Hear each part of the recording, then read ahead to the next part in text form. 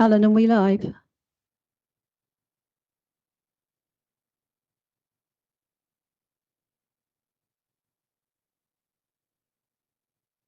Thank you. Gentlemen, if you could, gentlemen at the back, if you could settle down, we'll start the meeting. Thank you. Good evening. Welcome to the inaugural meeting of the Planning Committee. For the benefit of those of you watching on the YouTube channel, members of the committee are present in the chamber, and these members will be voting on proposals this evening. This meeting will also be recorded via MS Teams in case there are any technical issues. Other members of the council are also in attendance and/or participating via MS Teams and can take part in any discussions, ask questions, but cannot vote. Your attention is drawn to agenda item 1, which sets out the guidance on how meetings will be conducted, including the ground rules. Your attention is also drawn to the rules for public speaking in respect of planning applications and the committee procedure rules in the council's constitution, which apply to this planning committee meeting. I note there has been a lot of public interest in some of the items on the agenda tonight. So for me to be able to effectively manage the meeting, I would appreciate it if members of the public and council speaking tonight only deal with the planning applications before us tonight and do not stray onto other matters. Please be advised that this is a meeting held in public, but not a public meeting or rally. Members of the public are very welcome to join us to observe the formal meeting, but should not be disruptive. I do not wish to hear any applause or other noises of support or derision for any speakers, be they public or committee members. When invited to speak, speakers must come to the microphone in front of the committee and not speak from the public area. Before we start with the formal business, we will confirm the attendance of voting members by doing a roll call. If you could take that over, Victoria. Thank you. Councillor Palmer. Present. Councillor Davis. Present. Councillor Cannon. Present.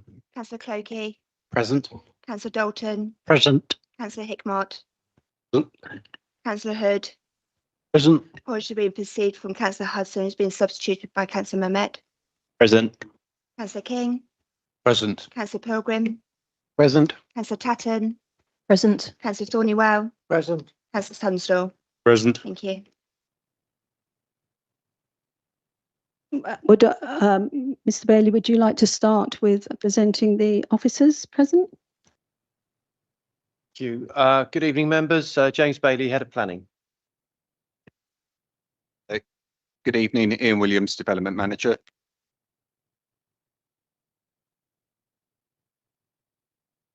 Josh Quark, Development Management Team Leader. Susan Field, Principal Planning Officer. Thank you. Members of the public, applicant or agents wishing to address the planning committee are present in the chamber and will be invited to speak at the appropriate time. The speaking time limit of 3 minutes for each application continues to be applied, and public speakers are unable to participate in any discussion of the application. Thank you.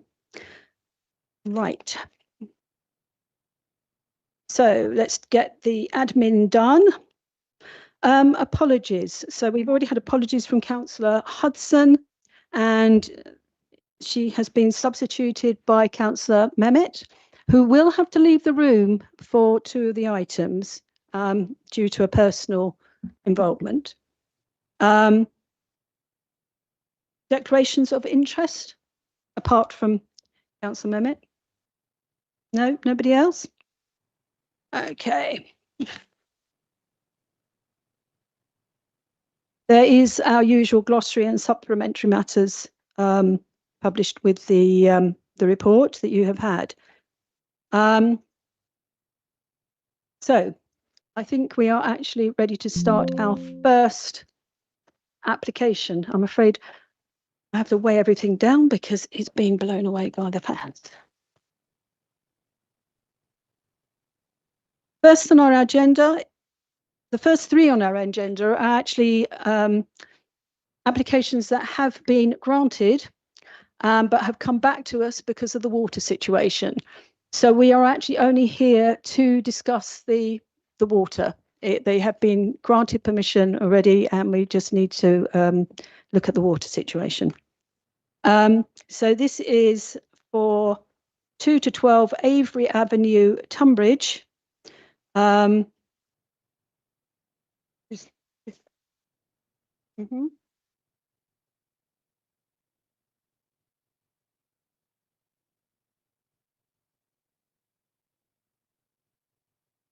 Technical thing. They have been resolved to be approved, but because they've had to come back to us for the water, they have not been granted permission yet. This is Avery Avenue, who... Point of order.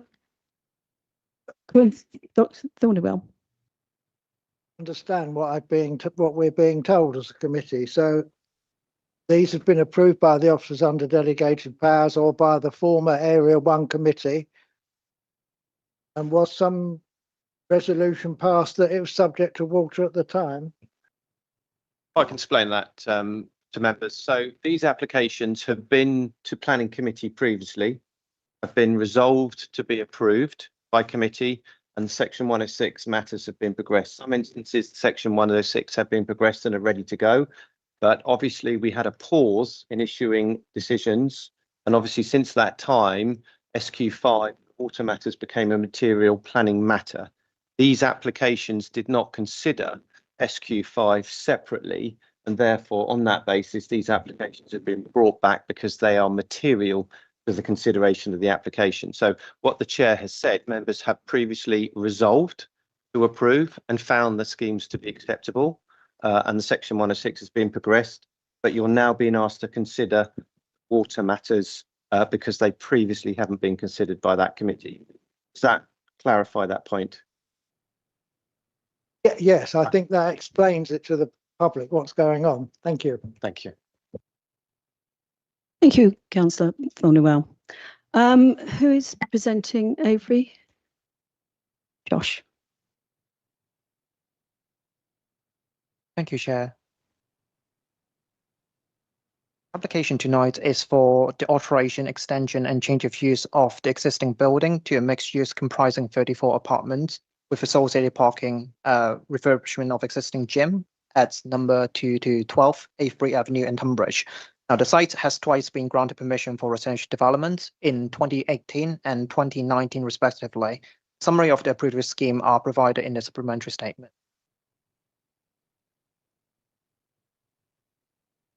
As you can see here, the application site boundary is shown in red in the location plan. Building in question is in a corner plot bounded by Avery Avenue to the south, River Long Road to the west. The building to the west of River Long Road fall within Tunbridge Conservation Area. The application is returned to the Planning Committee for further review of the development impact on potable water, as Chair has already mentioned. The proposed development would be 5-story, comprising an entrance hall, undercroft car park, bike and bin store, alongside a separate commercial units on ground floor and 34 flats across 4 floors. It would have brick-faced frontage decorated further with a mix of cedar cladding to the top and porcelain stone effects tiles on ground floor. And that's the elevational drawings to the rear. And on the right-hand side is the corner facade of the building, which face onto both Avery Avenue and River Long Road. And that's just a street scene drawing. Again, at the top, that's Avery Avenue. Right in the middle is River Long Road, and at the bottom is High Street. It's just a internal layout of the car parking at ground floor level. There will be altogether 16 spaces for car and 34 spaces for bike. And these are just some photographs taken from River Long Road. As you can see, the development is currently under construction. It reached stalemate because of some financial struggle with the previous development. So now the applicant is trying to rectify this by submitting the current application. These are the photos taken from, again, Riverlong Road to the left-hand side, and then the passageway between Riverlong Road and High Street to the right-hand side. These are some more photos taken from the passageway. You can see the building is currently under construction. Lastly, to the right-hand side, that's taken from High Street. You can see the gap between two buildings is the passageway that I've mentioned. Now, these are some photos taken from A3 Avenue. Now you can see there are a number of three-story buildings along A3 Avenue. So that's just give you a bit of context of the existing sites around.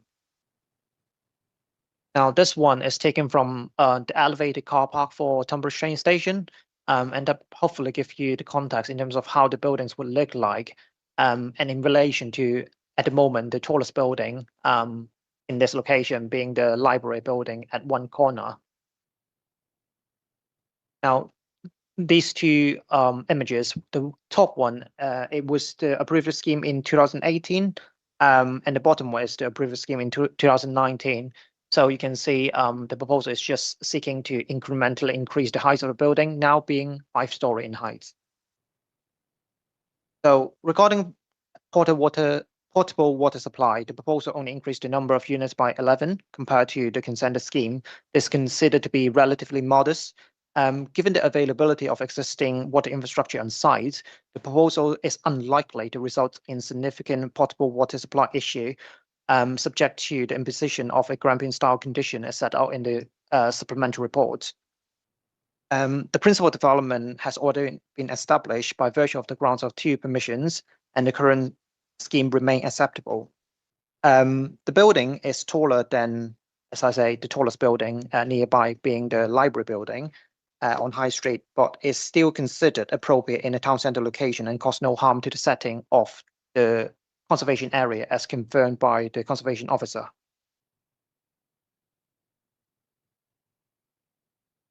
The car parking provision does fall below the maximum parking standard, but that's not raised as an objection by Kent County Council on the basis of it being in a sustainable location where sustainable alternative mode of transport are realistic options for the future occupiers. So on that basis, the shortfall in terms of parking provision is not considered a reason for refusal by Kent County Council. And there is no access issue because the site already benefits from an access of Riverlong Road. In terms of financial contribution, it will fall below the required, well, it will fall below the amount of contribution required by the consultees. However, the shortfall is justified by a financial viability appraisal, which has been independently reviewed by the council's own viability consultant. So the planning obligation currently on offer is therefore on balance acceptable. Other matters relevant but less significant to determination of this application are all addressed in the committee reports and the supplementary statements.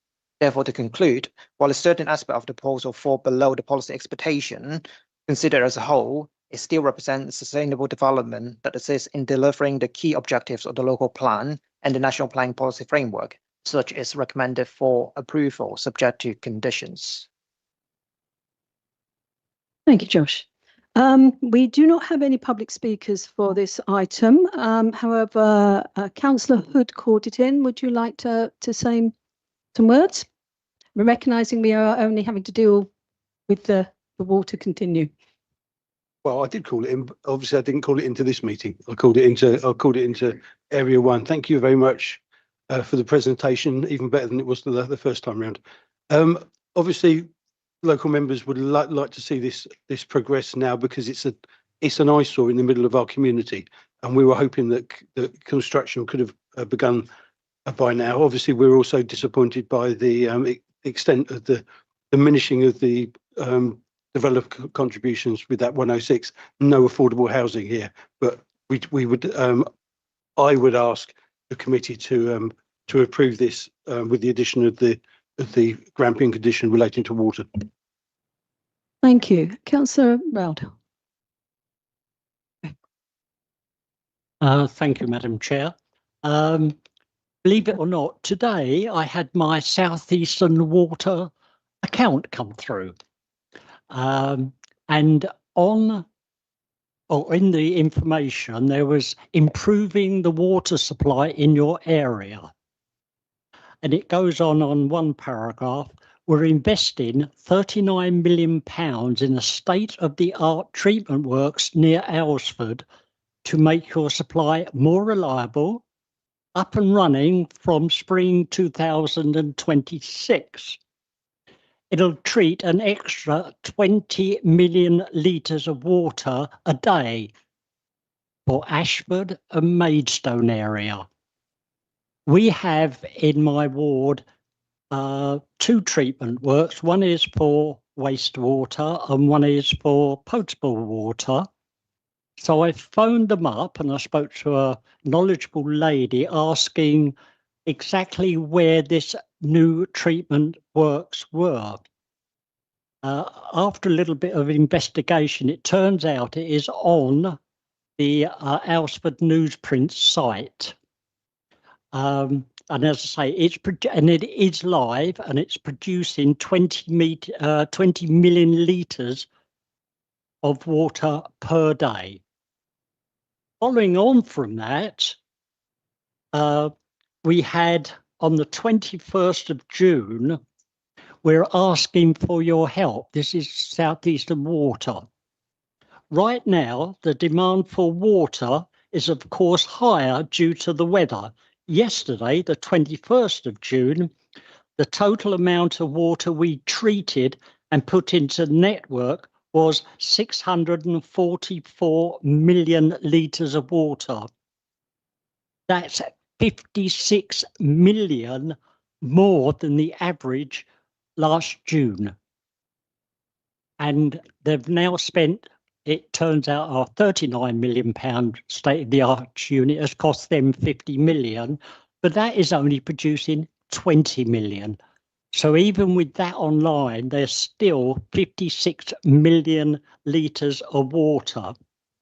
And we want to be honest with you, we have all possible water treatment works operating 24/7. Increase the teams fixing bursts and leaks to save more water. Rerouted water around the network. Tankered in more water and filling drinking water storage tanks as much as we can, and management of the pressure across the network. I struggle very, very hard to see how, whether it's a limited amount of increase, they're already in deficit with water supply, and we're asking for other properties to come on stream. So as it currently stands, and this will be across the meeting because there is quite a numerous amount of this, I'm minded that I would have to bring this up at every application. Thank you. Councillor King. Thank you, Chair. Focusing on the water situation, this was an application put forward to Area 1. I think it was unanimous that it's far better than what is there at the moment. It's moderate increase in capacity. It was a reasonable compromise, and it's not an unreasonable conclusion that something in the centre of town, which is connected to existing supplies, would be deliverable. So I would support Councillor Hood's proposition that this would be an application that should be supported in all regards, including this one. But in terms of the mechanics, I do note that because it's a moderate development, that we're taking it as part of the tally within the headroom of the 2,566 units that South East Water say they can supply.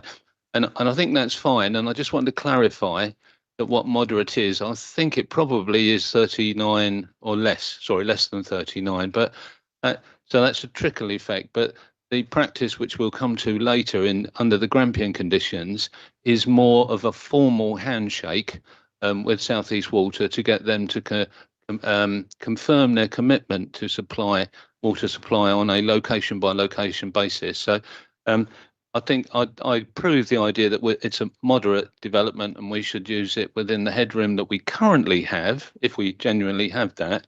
But I guess James will clarify what the situation will be on larger developments. Thank you. Yes, can I also add, it is over 30, although it's moderate. What proof the South East Water and Southern Water, because once it's in there, it's got to get out again. What proof do they have to hand us to say that they are actually going to be able to deliver on that commitment? Well, I mean, a lot of that is tied up in terms of water matters, whilst it's material in terms of policy SQ5, a lot of that in terms of local plan provision is tied up under the Water Resources Management Plan 24, which sets out the kind of expectation for delivery for the preceding 5 subsequent years.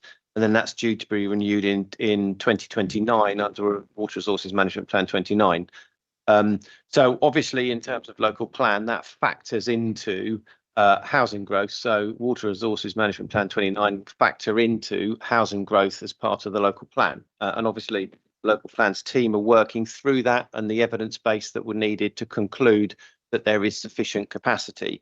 So currently, and members will be aware in terms of when we had the council briefing on the basis that this application seeks to impose a Grampian style condition. Now, yes, there is specific headroom in the South East Water's consultation response to the local plan at Reg 18. So they do recognise that there is headroom currently as exists, but what the application seeks to do is impose the Grampian style condition, which is the last condition on your papers, which effectively means that no development can come forward until such time as South East Water are satisfied that there is sufficient capacity. And this will apply across the board tonight in terms of South East Water matters. And what that does, that Grampian, it stops development coming forward until such time as a strategy is put in place that effectively then gets agreed by South East Water, and then they will then effectively come back to us to say whether there is sufficient capacity. The issue of capacity checks is in terms of current practice that they don't do a capacity check on less than 30 units. It's an automatic wave through. But I do have to sort of give a clear distinction. Water Industries Act in terms of capacity and what they do is separate to the legislation under the Town and Country Planning Act. There are 2 separate pieces of legislation independent of each other. But it's right that the local plan should check that there is sufficient capacity overall. So hopefully by the imposition of the Grampian condition, as I say, no development, I mean, it's quite clear in the wording of what it says, no development can commence until such time as that strategy is submitted to and agreed by the council and any preceding authority that will take effect if LGR goes ahead on that basis. So what that means, that gives the assurity that effectively development can't be progressed until such time as there is sufficient capacity. And that's when local plan matters come into play, because obviously the local plan will be progressing under Water Resources Management Plan 29, where there is a statutory legal duty to meet local housing need as part of that strategy. So what we're looking through as the local plan is the interim measures, the intervening years. But that Grampian gives the assurity that development cannot commence until there's sufficient supply. So I'm quite happy that this is started now, because this will apply throughout the course of tonight for any application on South East Water matters. So if we need to have that discussion now, probably best to have it now at the start, because that discussion does apply to all the other schemes. And that, I would add, is irrespective of their size, because what we are saying is this issue about requisition for water and less than 30 units. Yes, that is a current policy that they have, and we have adopted that in terms of applications, as members will be aware what's on our website. But that's in effect a policy as to whether you impose the Grampian style condition or not. So less than 30 units we would not impose the Grampian style condition because South East Water effectively do not requisition to check in terms of supply. They wave that through. So there was no point in implying that condition because South East Water would effectively technically authorise that in any event. So anything above 30, we would look and recommend as officers to impose that Grampian style condition, which puts a hold on development. And that effectively gives the assurity that effectively there will only be, that condition would only be discharged when there is sufficient water supply to meet that need.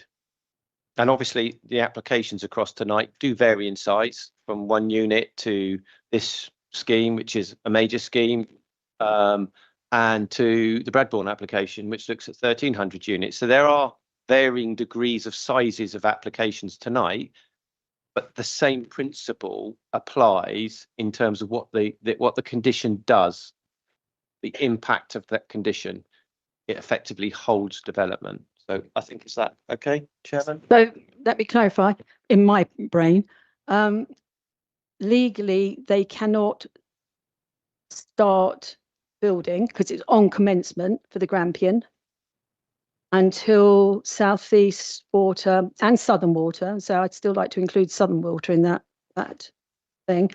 Have proof, or they can just say, "Oh yeah, we can do this." Or I mean, what sort of proof do they have to have that they can do it? Because we are still lining up for bottles of water at the moment. So what sort of proof do they have to have? Just to go through the wording of the condition, that might help the committee tonight. So the condition on this report is condition 15. And so that condition sets out, verbatim, I'll read that out, is no development shall take place until a strategy detailing the proposed delivery of potable water for residential apartments hereby permitted and an implementation timetable has been submitted to and approved in writing by the local planning authority in consultation with South East Water. The development shall be carried out in accordance with the approved details and timetable. So in planning terms, it's one of the strongest conditions you can impose because it's what we call a Grampian style. It prevents development from commencing until those details have been submitted. So it is a strong condition, well, one of the strongest we can get. And I would normally say developers do not like that because it stops development in its tracks until it is discharged. Nothing can occur. It says no development. For that, you use the definition of the Town and Country Planning Act, which says, which is a material operation. It stops all development. So it stops demolition.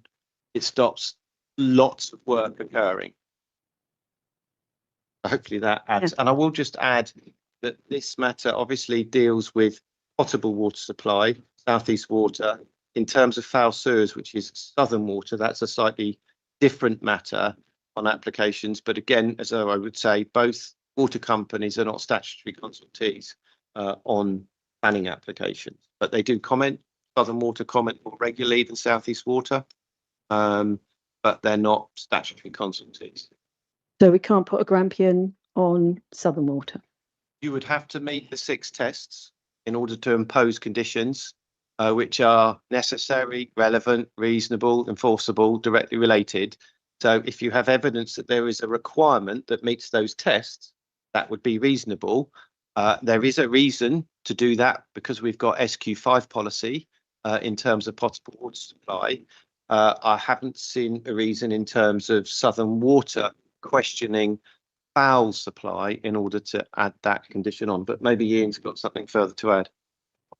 If you look at the original report that was put before Area 1 Planning Committee, there is a condition saying the development hereby permitted shall not be occupied until the foul and surface water drainage systems and all other recommendations set out in the flood and risk assessment and drainage strategy prepared by DHE have been implemented.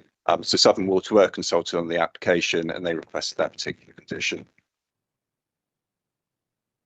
Okay, I have a number of people who'd like to speak. Councillor Tutton. Thank you, Chairman. I was interested in the words "in consultation" and what that will mean in practice and what will happen if South East Water don't reply. Does that mean officers then take a view on whether to approved the condition or not? Or what is the position there? I'm uncertain. Would be like a normal condition, and I will say South East Water, as a result of this, because it's not just Tunbridge and Malling that's being impacted by water resourcing issues. They've taken on, actually, they've poached one of our principal planning officers to become their planning manager.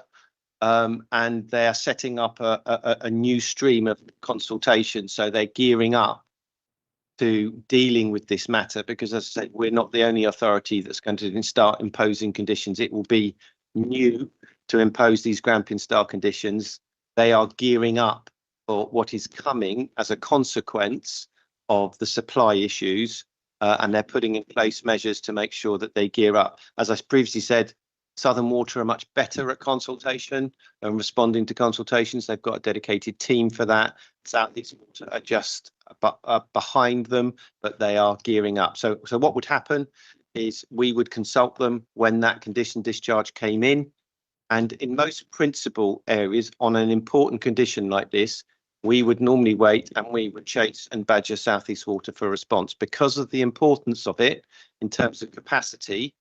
You know, I don't think that's a decision that an officer would just take on their own without having South East Water endorsement behind it. That's kind of an approach that we're going to be adopting moving forward because of the importance in terms of water matters. Okay, Councillor Thorne, you're next. Councillor Taylor, I have seen your hand online. I will call you after Councillor Thornwell. Thank you, Madam Chairman. Can I just, two issues I want to raise. But Councillor Thorne, could you speak forward into your mic, yeah, please? thank you. So, in this thing that South East Water have issued to all our their customers who register to get this information, they say, and I just want to put you on record, when demand is as high as this or higher on consecutive days, they're talking about the current heat wave, if you want to call it that, we struggle to supply everyone. Those living at the far end of the network or on higher ground will see their taps run completely dry. So I think that the government and those in power are just putting their heads in the sand over this situation, because whatever the situation is now and whatever they've responded, it's going to get worse if as it appears to be the case, we get more of these prolonged heat events when people use more water and they're trying to limit what water you use. And that's not a matter for this planning application, but I think the point being made, and I've certainly written to RMP in Chatham and Elsford raising this point, because I think the government are so obsessed that they've got to meet these housing numbers that anything that comes along that calls that into question is to be ignored, and that's why they put their head in the sand. And I bet in doing those housing numbers, they took no account of the water supply in different parts of England. And Kent is the dry, one of the driest parts of the United Kingdom. And you can have as many laws and regulations as you like, and if you haven't got the water, what can you do? And getting rid of the chief executive and the chairman makes no difference whatsoever. And then secondly, could I ask a specific question about your issue of Southern Water, which in our area is the disposal. Am I right in thinking that Southern Water have not responded to the local plan raising issues like South East Water did?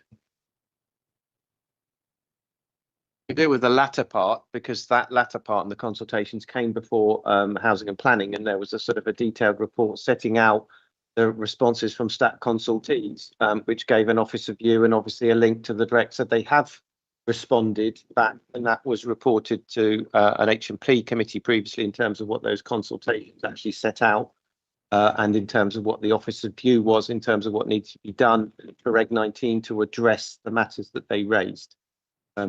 Hopefully on that point, that answers your your direct question, but the first part of the question, I don't think it was an answer that I could give. Yeah. Does that address your point, David, on that point? Councillor Taylor.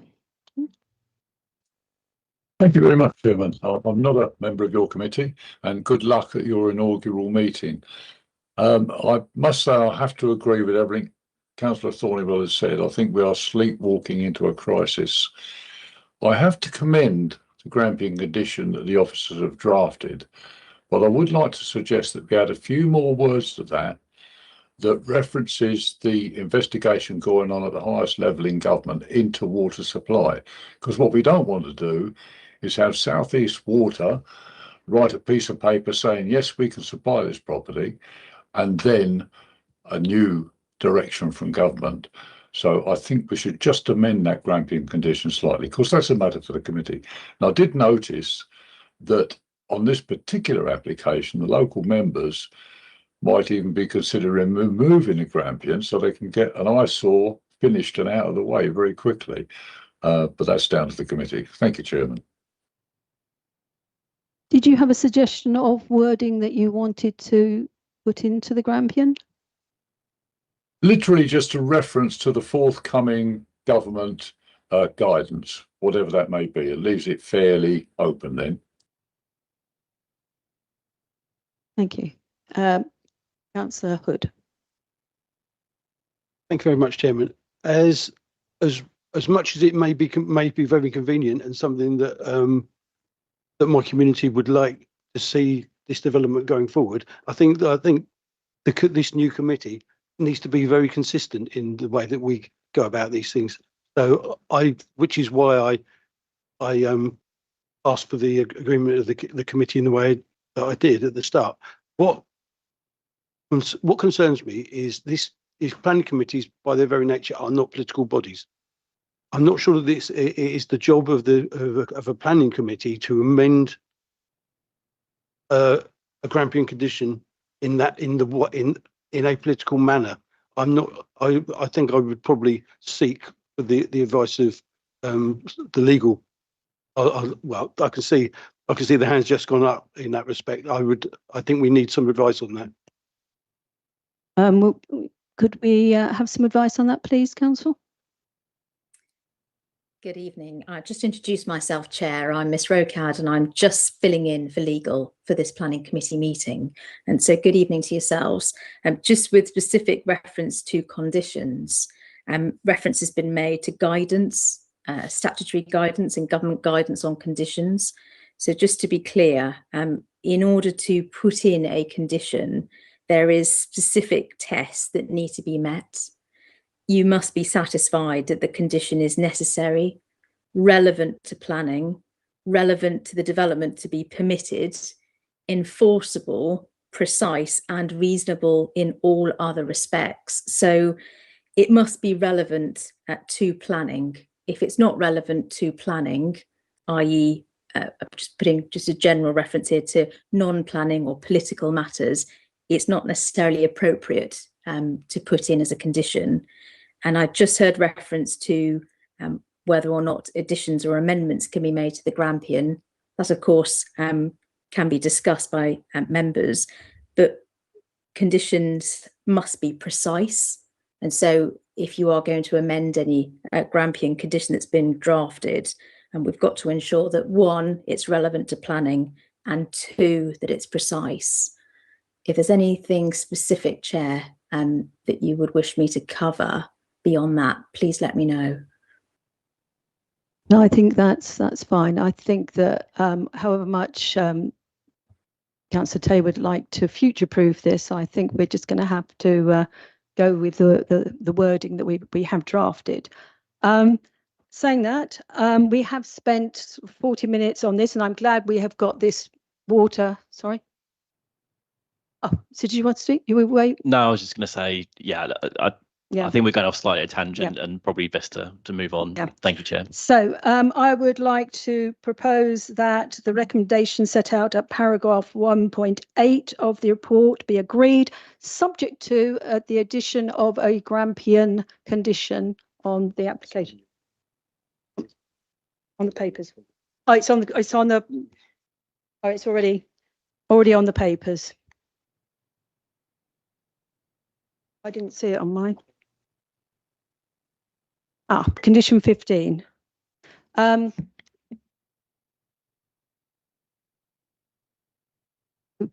Could we have a seconder for that proposal? Thank you, Councillor Koki. And do we need to go to a vote, or can we take that on hands? Agreed. Okay, that was agreed. Anybody abstaining and anybody against? No, unanimous approval for that one. Thank you. Can we move on to our second application? Now, can I just say, we've had a, yes, removal of the councillor. We'll call you back when you're ready. Now we've had this conversation. This conversation is the same conversation we would be having for almost every application we're going to have here. So I don't want to sit and do 40 minutes doing the same thing, saying the same things. We are very aware that we have this issue and how we can deal with it. So if we could, we've now had that conversation. If we could move on from there. Anybody else would like to comment on that? Okay, Councillor Cohout. Yeah, thank you very much. I'd like clarification. I think mention was made of the headroom in terms of the South East Water's capacity that they stated in their water resources plan. How does that affect the way that the members look at consider these applications going forward? Obviously, we've now got this agreement that it's 30 units or more will require a Grampian condition. How does this apply in the absence of any kind of plan or notification from Southern Water as we go forward? Obviously, when we've got larger plans, larger applications which are going to come forward later, we're going to have the same uncertainty about Southern Water's ability to cope with such enormous developments as South East Water are going to have with supply. So how's this going to be resolved? On those larger applications, is there a threshold over which we can put a Grampian condition on Southern Water? Because we know that they've got problems. We can all see it. That was my question before. Just to address that point, when we get to the larger applications, you can ask that question as to whether there is, and on let's say, for instance, I think we're talking about Bradbourne, so there's no elephant in the room. The issue is dealt with through the recommended conditions already, because if you look into the report under the Southern Water comments, you'll see what they've suggested, and you just look at the conditions to see what's been recommended as part of that application. So I think with the Bradbourne application for Southern Water comments, you will see effectively a slightly different matter, because on the larger, more strategic applications and major applications, Southern Water do comment, and they're very good at commenting and putting forward suggestions and conditions, and they are reflected in your report. But I just wanted to clarify one point, if that's all right, Chairman, because I think there is what we can't get confused around is around the headroom matter that's referred to vis-a-vis the Grampian condition that we're asking or officers are recommending, because what we're saying as by imposing the Grampian is no development shall come forward until such time. So the matter with headroom, to a degree for DM purposes, is immaterial, because the reality is you're saying no development shall commence until such time. So whether there's headroom, which might increase, decrease, they may bring on stream new additional matters, that doesn't matter, because that's controlled by the Grampian style condition. So if there isn't sufficient supply, the condition cannot be discharged.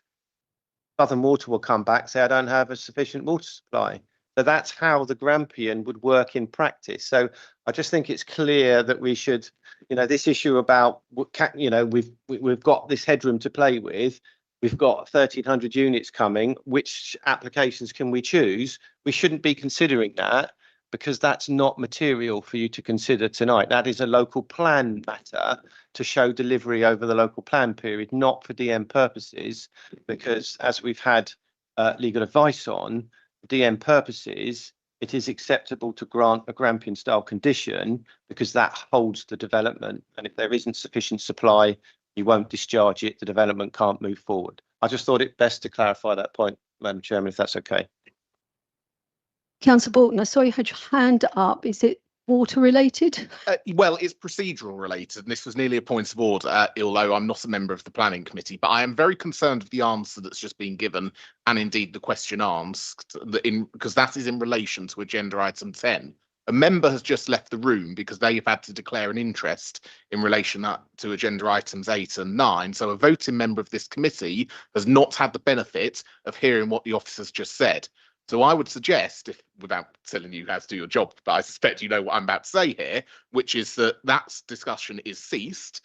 The discussion is picked up in relation to agenda item 10 during agenda item 10 when all voting members are in the room. Agreed. Let's move on to agenda item 8. The reason why Councillor Mehmet has left the room is that it was his company that was bringing this forward. And as you know, if you are involved, your applications have to come before us. And in fact, he has a personal interest in the next item as well. This is for one dwelling. Who is this? You, Susan? Thank you, Chair. This application is for the demolition of the existing stables and the erection of a detached single-storey 3-bed dwelling. And the site plan is in front of you. Permission was granted in 2024 to replace the stables. The red dotted area in the top left-hand corner is the original location of the stables, and the proposed new location is the building below. This is obviously a fallback position. The proposed dwelling sits in the same location and on the same footprint as the approved stables. Dark area around is actually a garden area, not hard standing. And then further down, you've got the existing access to access this site. These are the elevations of the approved stables. And these are the elevations of the proposed dwelling. Just have a couple of slides. This is a site photo looking to the stables in the background. And then the stables a little bit closer up. This application was presented to Area 1 Committee on the 16th of October, where members resolved to grant planning permission subject to a Section 106 agreement in relation to the biodiversity net gain and subject to conditions. This application is being referred back to committee for members to consider policy SQ5 in relation to potable water. There have been no other material changes. The proposal relates to one dwelling, and due to its small scale, it is considered that there is sufficient water capacity for the development proposed. Moreover, it is also material to note that the site already has water connection in relation to the existing equestrian use. As such, it could be argued that the proposal would not result in any additional draw on potable water. Thank you, Chair.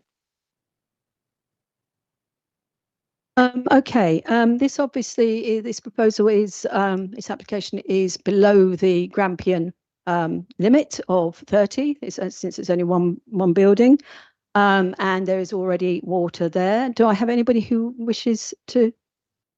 Oh, one public speaker. So I'm sorry. Amy Middleton? Yes.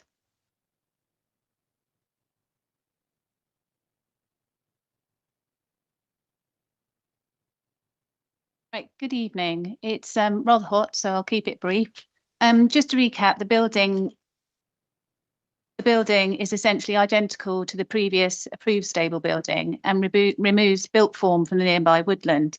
As mentioned at the previous meeting, we've clearly stated we're wanting this build to be as eco as possible and have already spoken in great length with specialists regarding installation of water-saving devices such as rainwater harvesting and internal water-efficient fixtures, etc. Our existing water connection to the site has been in daily use for well over 30+ years, providing water to the stabling, shelter, facilities on the land for at least 4 horses. Thank you for your time.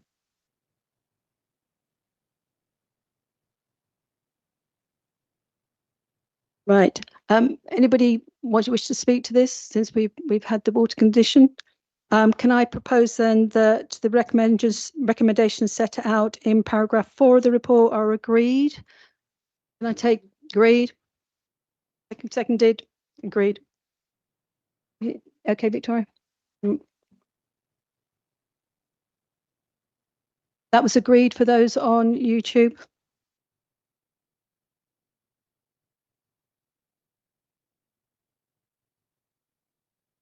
Our next item is also one that has come to us because of Councillor Mehmet's involvement.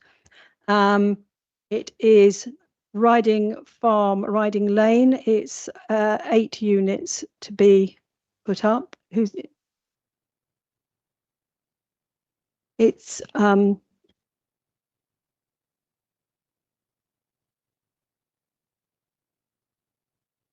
is that you again, Susan?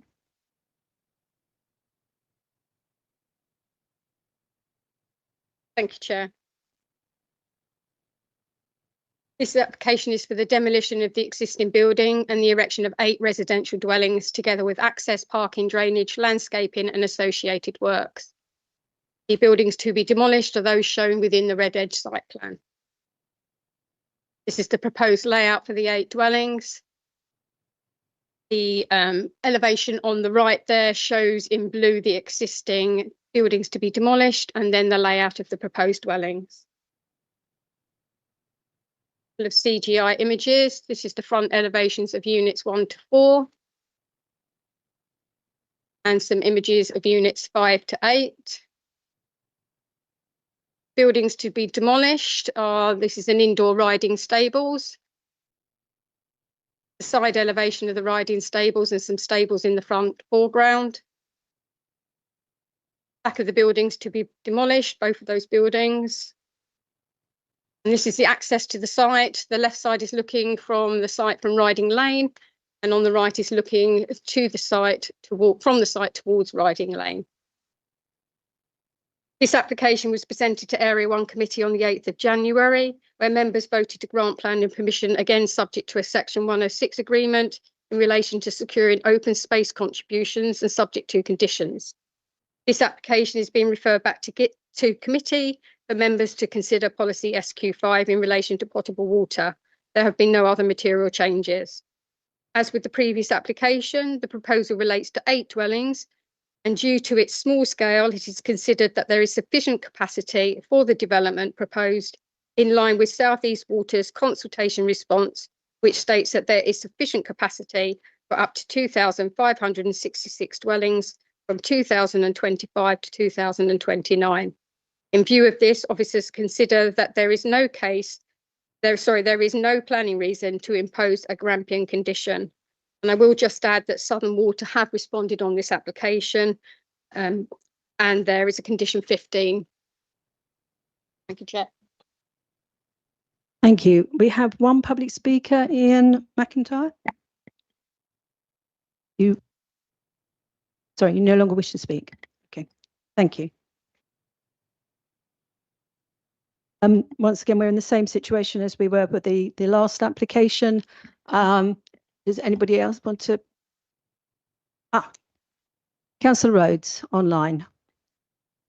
Thank you, Chairman. I am not a member of your inaugural planning committee, and I wish you all the best as well. I was just going to make a small point. Whilst Councillor Mehmet might be involved in this, this was originally brought to Area 1 because I asked for it to come to Area 1 back in June 2024. Thank you very much, Chairman. Thank you for that, Councillor. Right. Again, we are into the same situation as before. Anybody in the room would like to speak? No. I will then propose that the recommendations as set out in paragraph 4 of the report be agreed. Can I have a seconder? Councillor Davis. Can I have show of hands or agreed? Agreed. Unanimous. Thank you.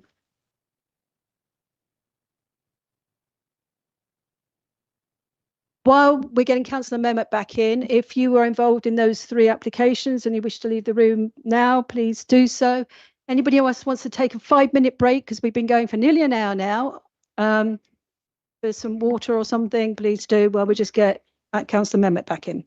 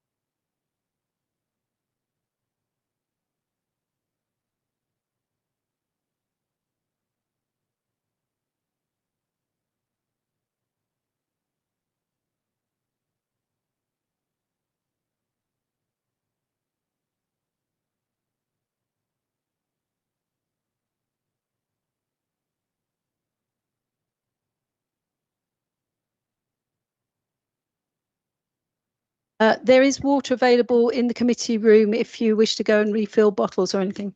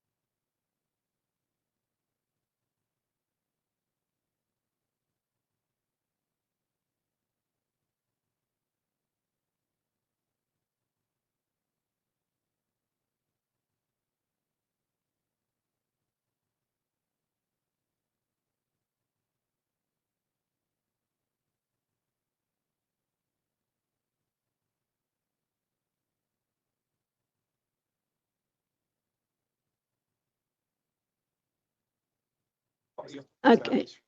Yeah. We'll be with you. We're just waiting to get the PowerPoint for the presentation onto the laptop. If you could bear with us. Councillor King. Whilst you're doing that, Chair, thank you. I'd just like to round off the point that Councillor Hood was making, because it's something I struggle with.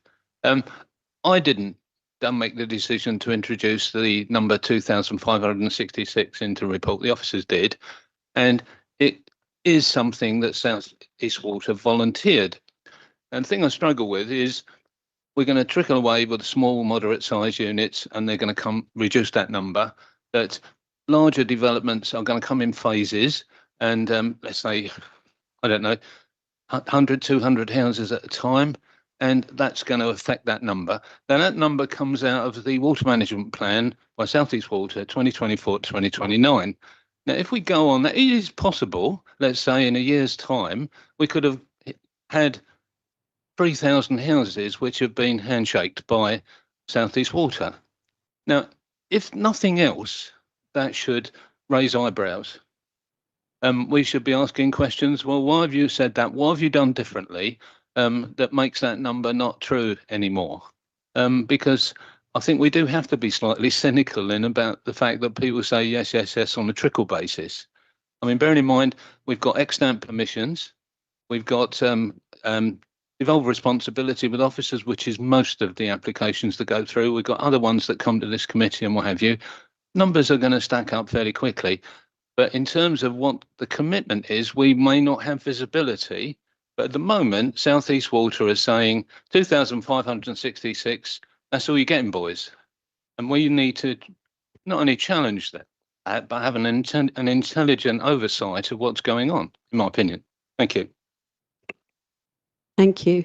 Yeah, I think we're all on your side, Councillor King. We're all with you in that respect. That's okay, but someone's got to measure it. Yeah. So while we're ready? Well, 1 minute. Let's just clear this up, because this water issue is huge.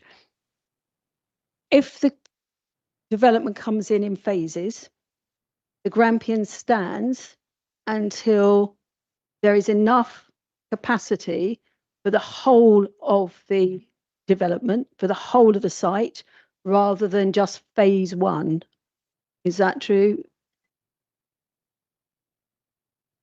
Are you specifically talking to the Bradbourne application or in general? In general, but recognising we are going to be looking at that fairly soon. Yeah, I mean, Bradbourne's slightly different. It's phased over a significant period of time due to the size of the allocation and the fact that it's not a house builder who's promoting the site, it's the landowner who's promoting the site. So it has been agreed to extend details for reserve matters.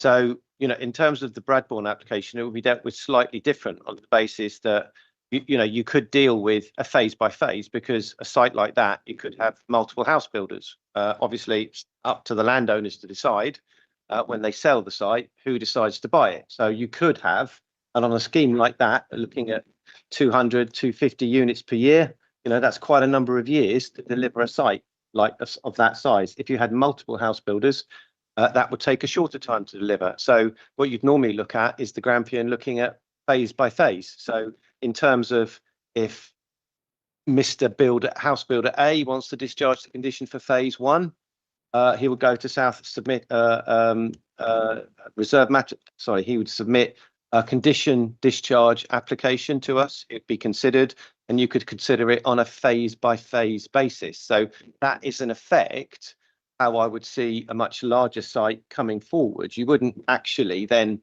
necessarily be applying for requisition for water for 1,300 units, when the reality is that's not going to come forward for potentially 8 years. I mean, I put a number on it, but if you do the maths on it, it's down to the house builder and market conditions to dictate how houses come forward, and it's not for us to do that.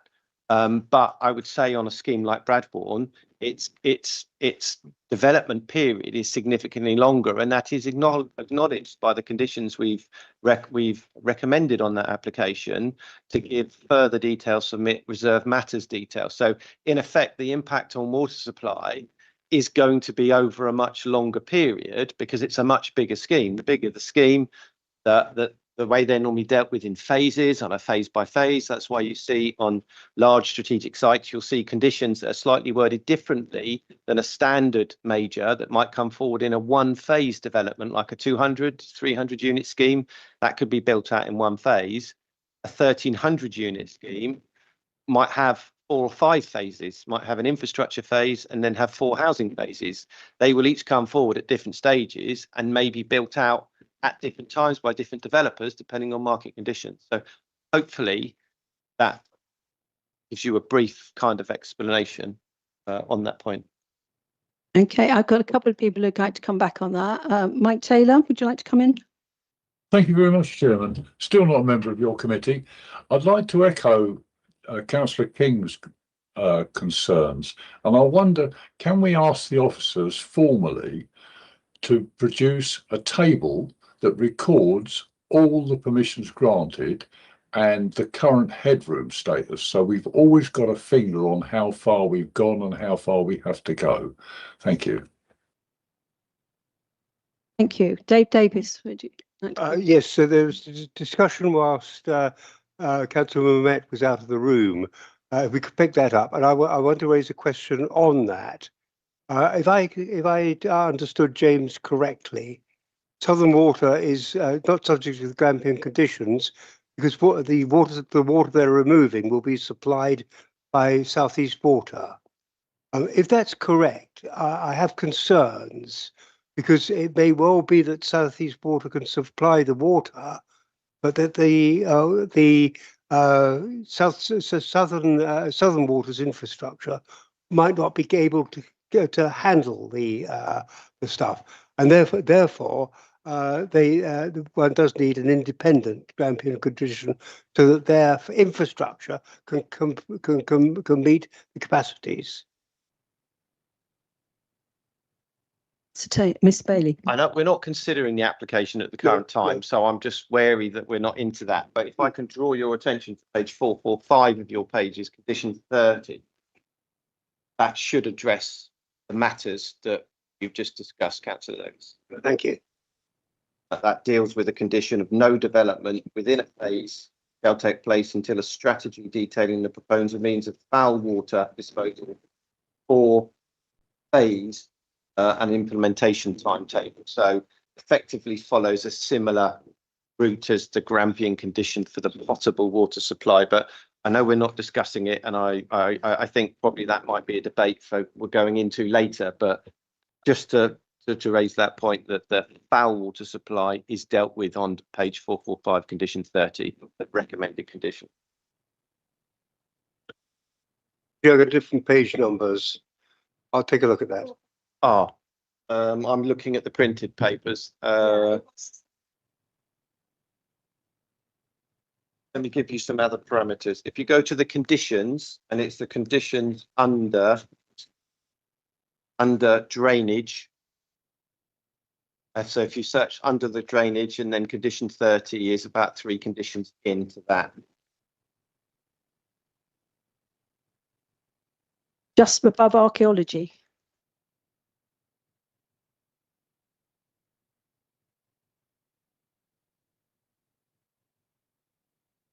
Councillor Bolton, I know you probably want to come in on a point of order. Yes, we need to move on. Yep. Okay. Let's get this started. Right. Okay. We have a presentation which some of the Area 3 and Area 2 committees have already seen, but it will be on your screens now.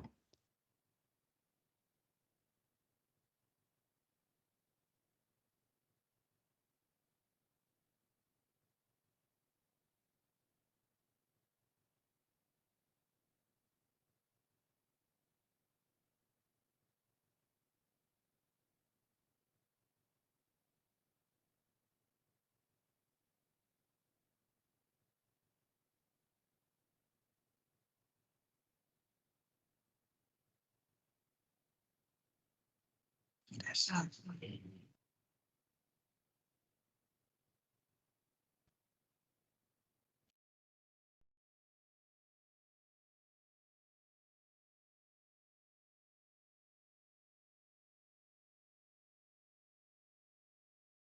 overall planning balance and conclusions. A full assessment is given in the committee report, which members will have had the opportunity to digest in advance of the meeting. That is the voice, but we got no.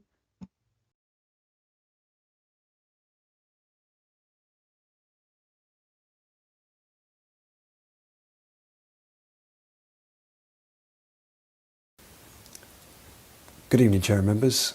This presentation summarises the key matters relating to the application before you this. Good evening, Chair and members. This presentation summarises the key matters relating to the application before you this evening, which is an outline planning application for a major strategic housing-led development. The presentation will cover the content of the proposed outline planning application, a description of the site, an assessment against paragraph 11 of the National Planning Policy Framework, which sets out the presumption in favour of sustainable development, and a summary of the overall planning balance and conclusions. A full assessment is given in the committee report, which members will have had the opportunity to digest in advance of the meeting. The application seeks outline permission with all matters reserved except access, with the access details to include the proposed sustainable movement corridor from New Road to Kilnbarn Road. Aside from access, it is the principle of development that falls to be considered.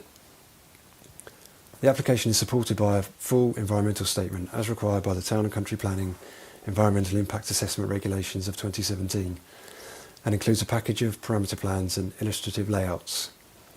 The proposal comprises up to 1,300 new dwellings, 25% of which would be affordable housing, which has been reduced from 40% due to the viability of the proposals. The proposals also comprise a two-form entry primary school, a local mixed-use village centre including community, employment and commercial floor space, open space, parkland, child play provision and sustainable drainage infrastructure, new access points and associated transport infrastructure, retention of public rights of way with enhancements, a 10% biodiversity net gain commitment, and delivery of the sustainable movement corridor linking New Road with Kilnbarn Road and Hermitage Lane.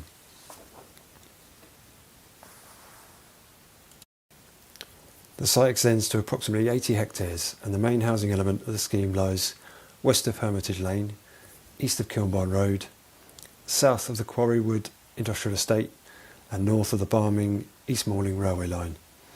It is therefore largely physically enclosed by settlement edges, commercial areas and rail infrastructure and would not result in isolated homes in a rural area given its situation and the scale of development proposed.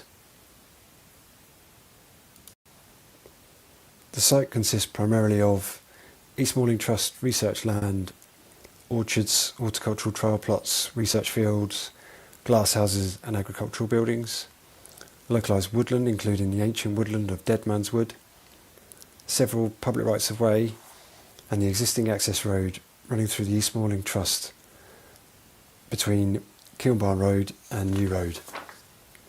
As already set out, access is the only matter fixed for determination at this stage and includes two new junctions on Hermitage Lane, one access onto a realigned Kilnbarn Road, the western section of the Sustainable Movement Corridor incorporating pedestrian and cycle routes and a bus-only section restricting through vehicular traffic between Kilnbarn Road and New Road, and connection points into the public rights of way network.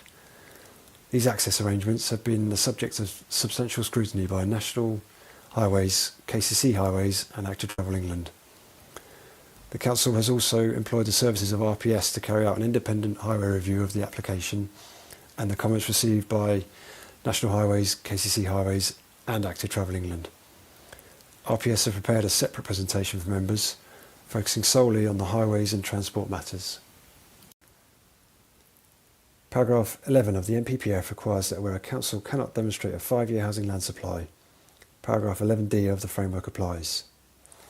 This sets out that the decision maker must grant permission unless adverse impacts would significantly and demonstrably outweigh the benefits when assessed against the policies in the framework taken as a whole, or policies protecting important areas or assets provide a clear reason for refusal.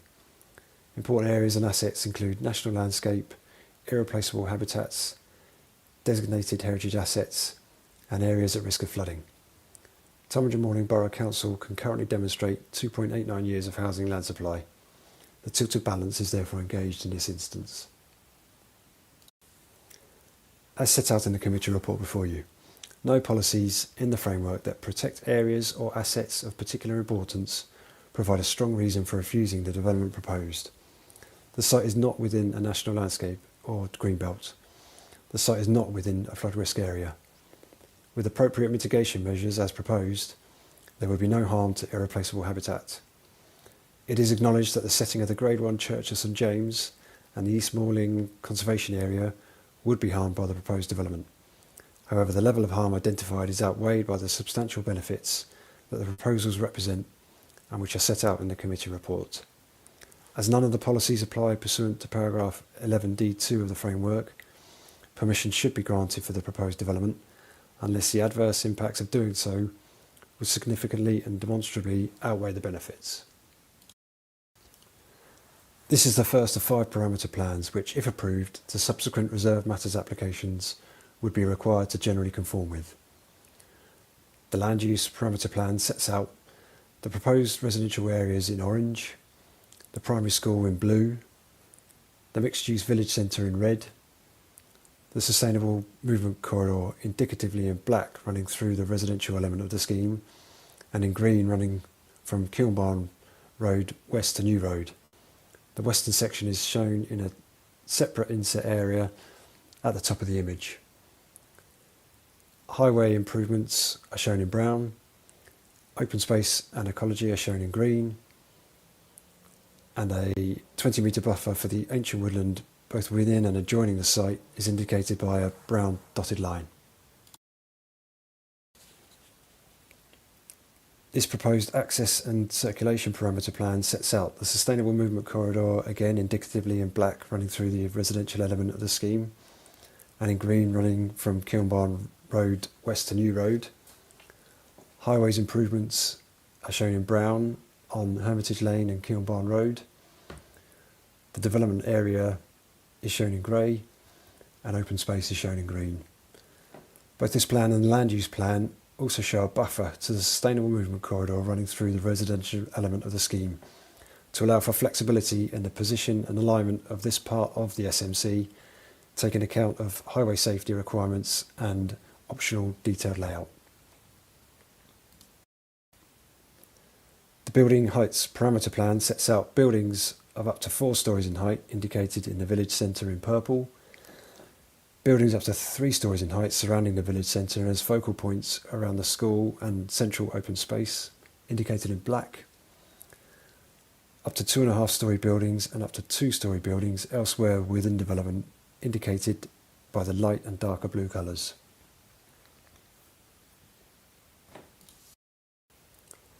This density parameter plan sets out a density of 30 dwellings per hectare for much of the development, shown in orange. This is intended to rise to 40 dwellings per hectare around the village centre, shown in dark red, and up to 16 dwellings per hectare in the village centre, shown in grey.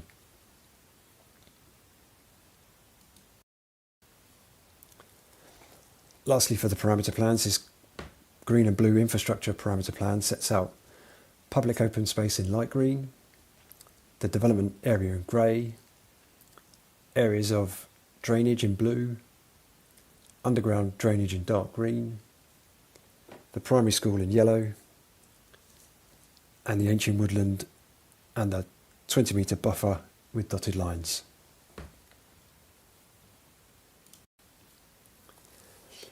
Moving on to the access drawing submitted, this shows the proposed northern site access onto Hermitage Lane, which is proposed to link into the roundabout approved for the scheme for land south of London Road and east of Hermitage Lane. This includes footway and cycleway linkages. This proposed access plan shows the proposed southern site access onto Hermitage Lane, which is proposed to link into the road almost opposite the access to the existing DHL depot on Hermitage Lane. This includes pedestrian and cycle linkages and crossing points. This proposed site access plan shows the proposed realignment of Kilnbarn Road running in a north-south direction, priority to bus movements along the sustainable movement corridor running in east-west direction, the position of the proposed bus gate, and how cyclists and pedestrians will interact with the road junctions and the public right-of-way.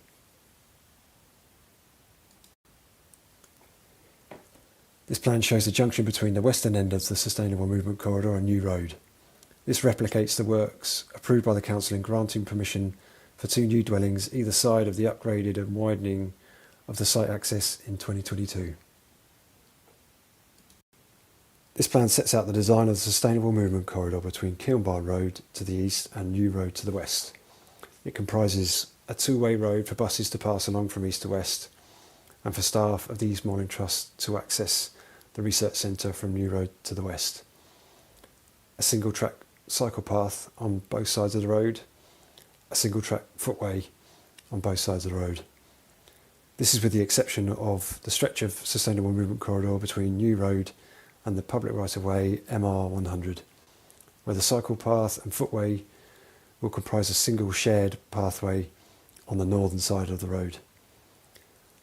Lastly, junctions to Kilnbarn Road, the public rights-of-way that cross the sustainable movement corridor, roads linking to the research centre and to the surrounding fields are also shown. Lastly, this is the illustrative landscape master plan for the development, which indicates the provision of generous planting buffers to the edges of the housing development, planting within the development itself, and also the various areas of open space and surface water drainage features. The open space and landscape buffers total approximately 36% of the overall site area. Taken together, it is considered that the benefits that are associated with the proposals must be attributed very substantial weight in favour of granting permission, particularly the provision of up to 1,300 dwellings, along with the associated economic, social and environmental benefits set out in the committee report. This is a significant number of dwellings which would make a strong contribution towards the existing shortfall, as well as delivering urgently needed affordable homes. These new homes would strengthen the Council's housing supply position and help it resist inappropriate schemes in more sensitive areas. The development would conflict with some local plan policies which seek to restrict development in the countryside. However, by virtue of the clear shortfall in housing supply, they are considered out of date, and in accordance with the provisions of the NPPF, in such circumstances the weight afforded to such policies is significantly reduced. Furthermore, the development is considered to be policy compliant in almost every other respect, including in regards to transport and highways, ecology, flooding and drainage, neighbouring amenity, air quality, land contamination, minerals and noise, and no statutory consultee has objected to the proposals. The development is also supported by the evidence base for the Regulation 18 draft local plan.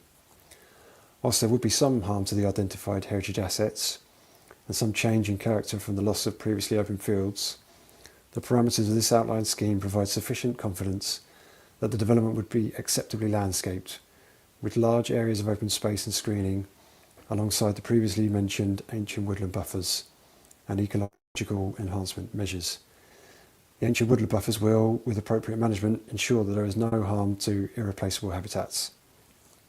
This tempers the weight that can be afforded to the identified harm to the heritage assets and the loss of these open fields. The Sustainable Movement Corridor proposals have been amended, which reduces the level of harm to the Grade 1 Church of St James and the Eastmoreland Conservation Area to the lowest level of less than substantial harm. With the design amendments secured and noting uncertainty on the design and appearance of this part of the Sustainable Movement Corridor, which is to be fully considered at the outline stage, the level of residual harm is afforded moderate weight in the overall planning balance. The loss of best and most versatile agricultural land, whilst the clear harm that weighs against the scheme is limited by the lack of connectivity with wider agricultural parcels owing to the relationship with the railway, established development to the north and urban influences along Hermitage Lane. In itself, the loss of best and most versatile agricultural land is afforded moderate weight. However, it must be borne in mind that land in close proximity was granted consent on appeal, with the inspector concluding much the same. In the context of this approval, it is further considered highly unlikely that the loss of best and most versatile agricultural land, particularly in the context of the social, economic and environmental benefits arising from the delivery of the proposals, would provide sufficient justification for refusing the development. In conclusion, the proposal is largely consistent with the development plan and in line with national policy, which seeks to boost significantly the supply of housing.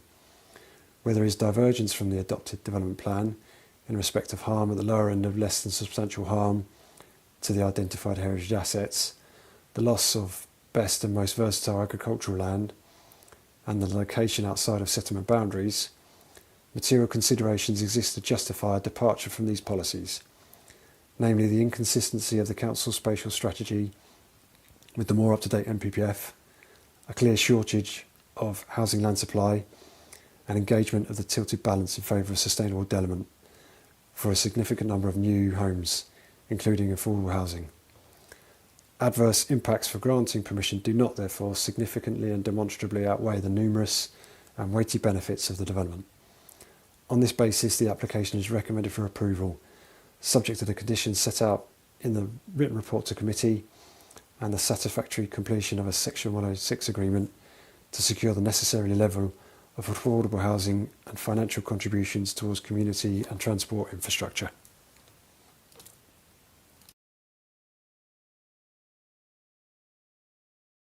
Thank you. So we've now all seen we got the transport one, yeah. So we've now all seen the main presentation. There we go. We've got the second one.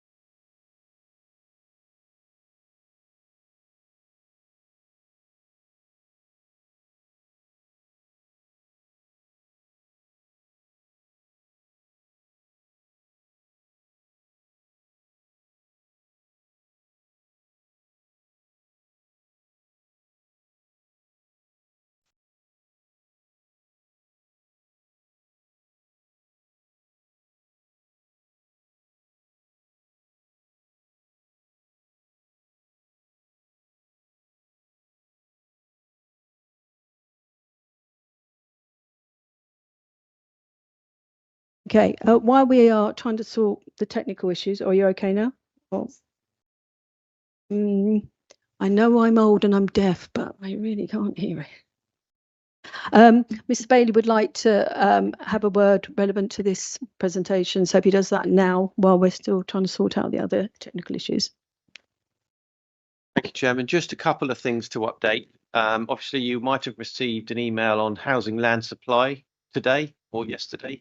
It's slightly increased to 2.96 from what you heard in the presentation. So moving in an upward direction, which is positive. I'd also like to introduce the team in front of you off to your left-hand side. They'll come and sit here in a minute, but I'll let them introduce them when they do their presentation. But it's Mike Holmes and Chris Sampson from KLW, who are our consultants dealing with the planning application. And it's Anthony Bubb and James Connors from RPS, the two individuals closest to Councillor Thornywell, who are the transport consultants who are doing the presentation that you're just going to hear now. So just wanted to update you in terms of the supplementary papers and obviously the addendum report, which has added some additional conditions, inclusive of the Grampian condition. And obviously that deals with the reasons for deferment last time. And just to on page 153 of your papers, if members have got the papers in front of you, effectively, this went to committee on the 9th of March, 2026. That went to both Area 3 and Area 2 planning committees, with effectively Area 3 committee resolving to defer on item 1 for further information to be obtained in respect to potable water supply and related infrastructure capacity. And then area 2 deferring on the 4 items numbered 1 to 4. And just in short, potable water supply, clarifications on minerals extraction and whether it could be extracted prior to the development of housing, the assessment of the impact of the bus gate at Chapelfield Way in Maidstone, and the strengthening of the wording and enforceability of condition 7 relating to the definition of permitted users of the sustainable movement corridor to secure future consistent use of the road as designed. So those are all in your addendum reports or in your supplementary papers, just for information, members. And I hope we are close to dealing with the sound, because that's all I have to add as an update to members on that point. So thank you very much. Sorry, I had one correction that was raised by the parish council. On your supplementary papers, under parish council response, there should be a full stop. And if I just read it, the council has not received further comments from Ditton or Teeston parish councils, full stop. The recommendation for approval of the application by the officers remain. There was concern raised by Eastern Parish Council that it inferred that the relevant councils were supporting the application, but obviously you'll see on your papers that they're not. So I'm just clarifying that point. Thank you, members.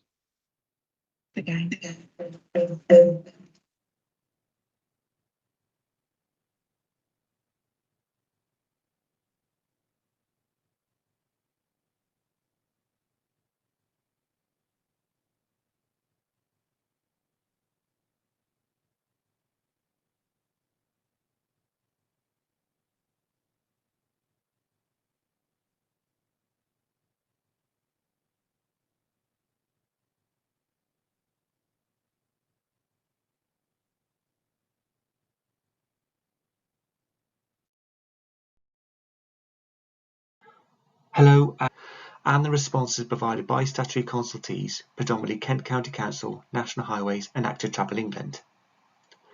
The RPS team, which undertook the analysis and review, includes Ian Dimbelow, a Director of Transport, and me, Anthony Bubb, a Principal.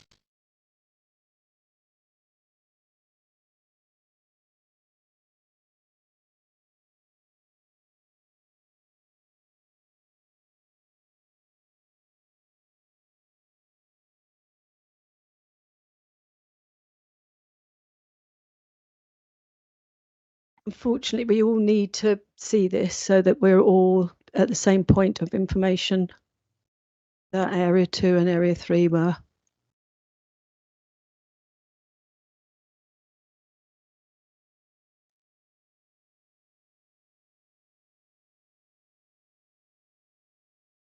Thank you, Madam Chairman. As Mr. Bailey raised this about the land supply, could I ask, as a generality, what the effect of these Grampian conditions are on feeding through to our 5-year land supply, please? The effect on the local plan will be, in terms of our housing trajectory, is we will have to consider, actually, as a consequence of imposing Grampians, how that impacts on our housing land supply for the local plan. You are required to provide housing land supply. Obviously, I don't want to get into the matter and details of South East Water matters, but as I said, that is being worked through in terms of the evidence base, and I think Councillor Borton has already addressed members on certain points on that. And obviously, the end result, the end consequence, will be an impact on the housing land supply that we'll have to show as part of our local plan. So it will be in there, and it will have to be impacted in terms of delivery and accounted for, because when you do a housing land supply, that is what developers will look at very closely. And so it has to be very carefully constructed and taking into account any decisions that may have been taken. So that's what will happen as we move forward with the local plan. Material submitted with the outline planning application and attends the planning committee to discuss this analysis.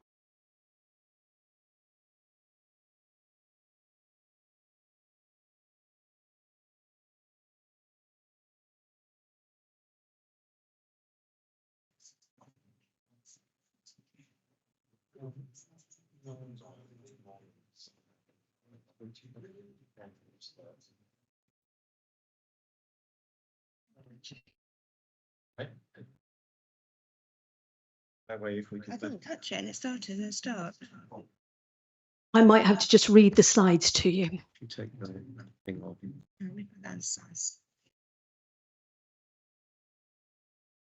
There's no way about putting it on your system and sharing it on the drive. So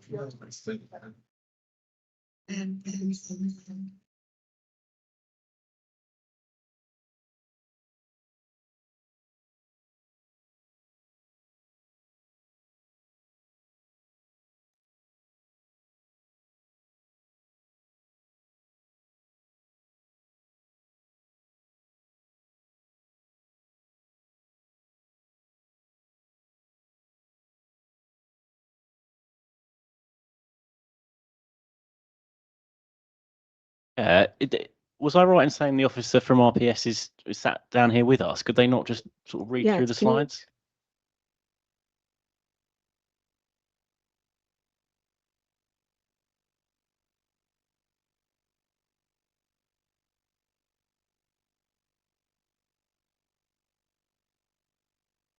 Councillor Borton. So on a matter of procedure, I don't believe, albeit my constitution is loading at the minute, that it is a constitutional requirement for the presentation to be played out loud. Clearly it is helpful, but I don't believe it's a constitutional requirement. As Adam has said, if the authors of that report are in the chamber, which they are, then one alternative, given that the IT is clearly not working, would be to ask the authors of the report to give their advice verbally before moving Hello on to public and good evening, speakers members. and public debate. This is a presentation given by RPS regarding the Transport and Highways Consultancy support undertaken on behalf of Tonbridge and Morling Borough Council for the outline planning application.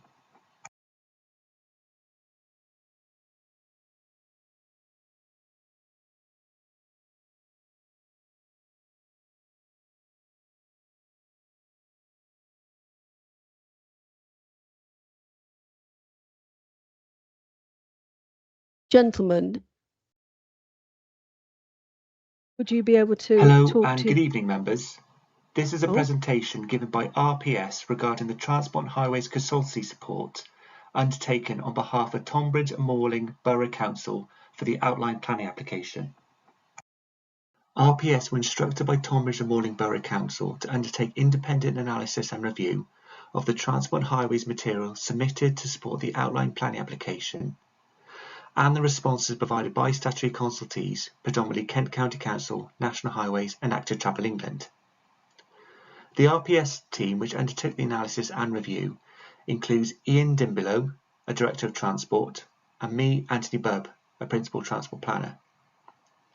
Our output to Tonbridge and Morling Borough Council included the preparation of a technical note which sets out our analysis and review of the Transport and Highways material submitted with the outline planning application, and attendance at planning committee to discuss this analysis and review.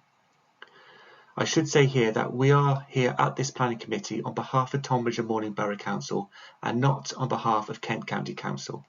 So any questions you may have for the local highway authority we may be unable to answer.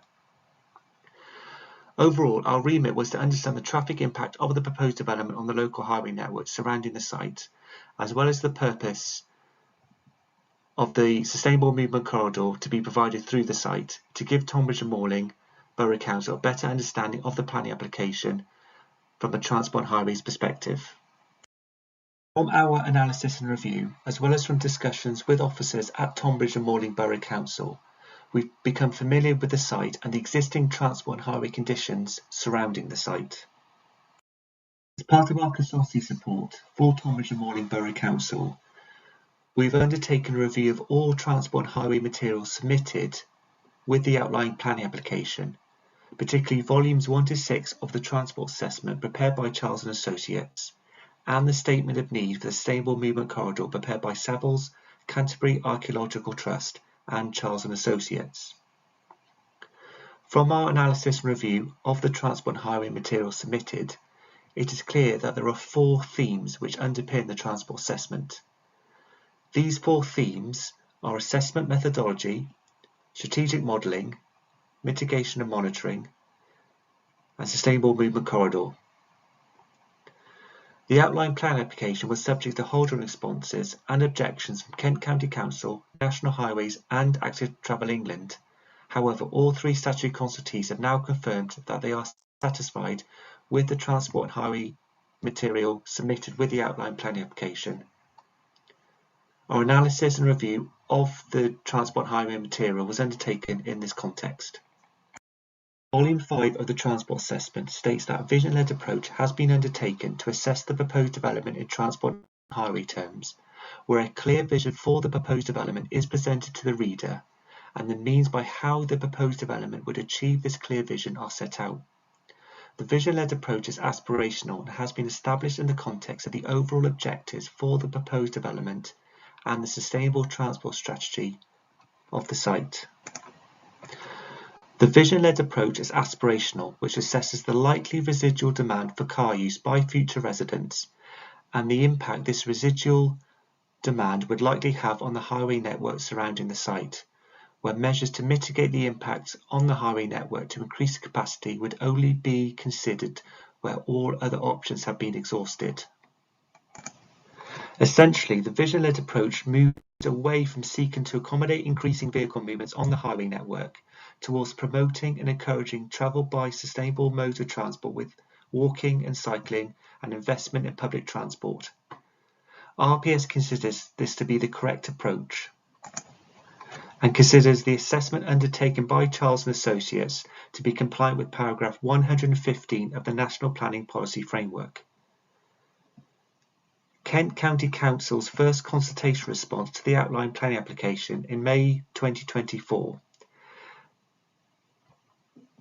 states that the vision being progressed for the assessment is, and I quote, an acceptable strategy to the County Council, which RPS agrees with. The adoption of a vision-led approach by Charles & Associates to assess the proposed development in transport and highway terms is considered by RPS to be current best practice for transport planning, underpinned by paragraph 115 of the National Planning Policy Framework. This paragraph states in assessing sites that may be allocated for development in plans or specific applications for development, it should be ensured that A. Sustainable transport modes are prioritised, taking account of the vision for the site, the type of development and its location, and B. Any significant impacts from the development on the transport network in terms of capacity and congestion or on highway safety can be cost-effectively mitigated to an acceptable degree through a vision-led approach.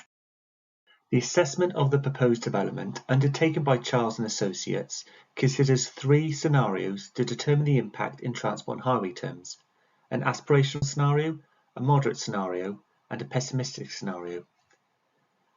It is the aspirational scenario which underpins the vision-led approach and therefore current best practice. As set out in Volume 5 of the Transport Assessment, the vision-led approach establishes aspirational mode share and future trip generation of the site based upon adjustments to existing mode share proportions, with the new walking, cycling and public transport infrastructure to be provided with the proposed development. For the assessment, person trip rates were obtained from the TRIX database for the residential element of the proposed development, and then applied the mode share proportions using best evidence.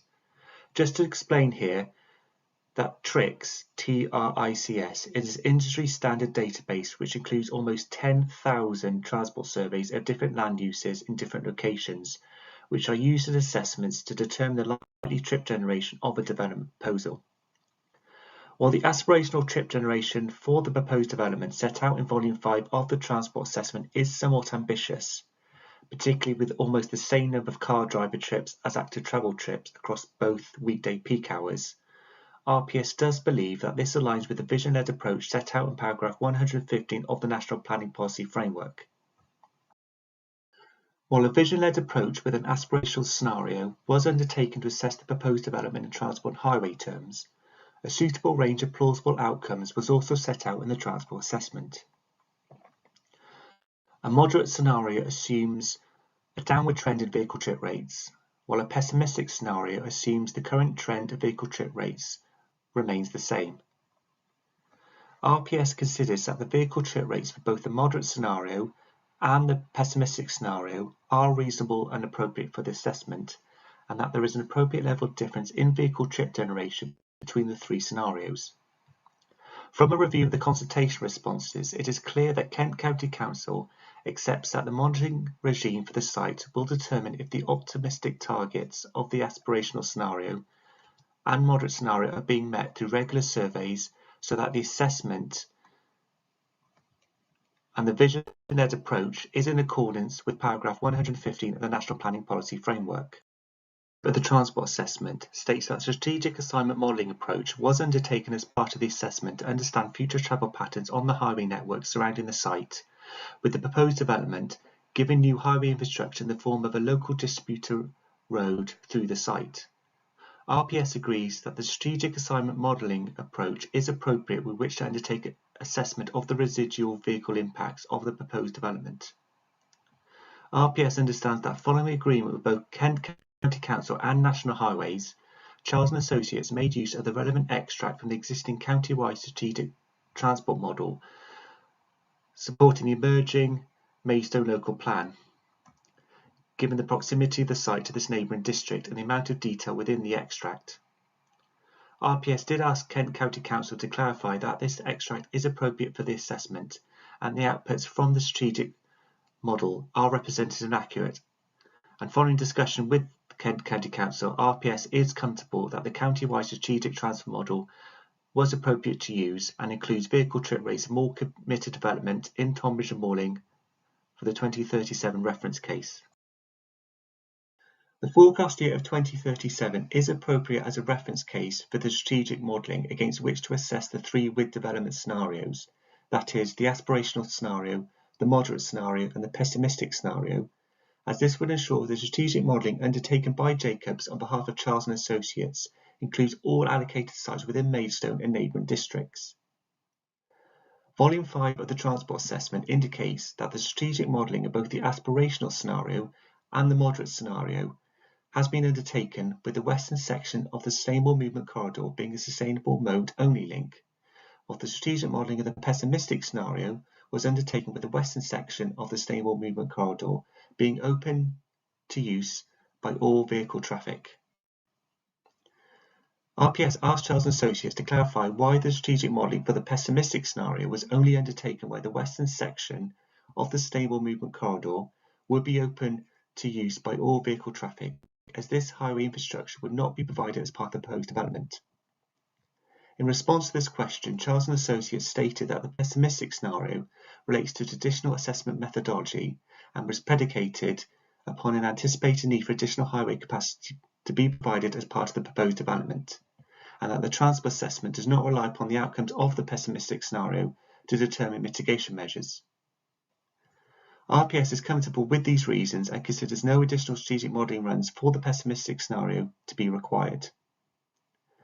RPS believes that all appropriate committed development sites which will contribute towards a cumulative development impact on the highway network surrounding the site have been taken into consideration within the strategic modelling undertaken by Jacobs on behalf of Charles & Associates, and that therefore the outcomes of the 2037 reference case and the three width development scenarios are robust.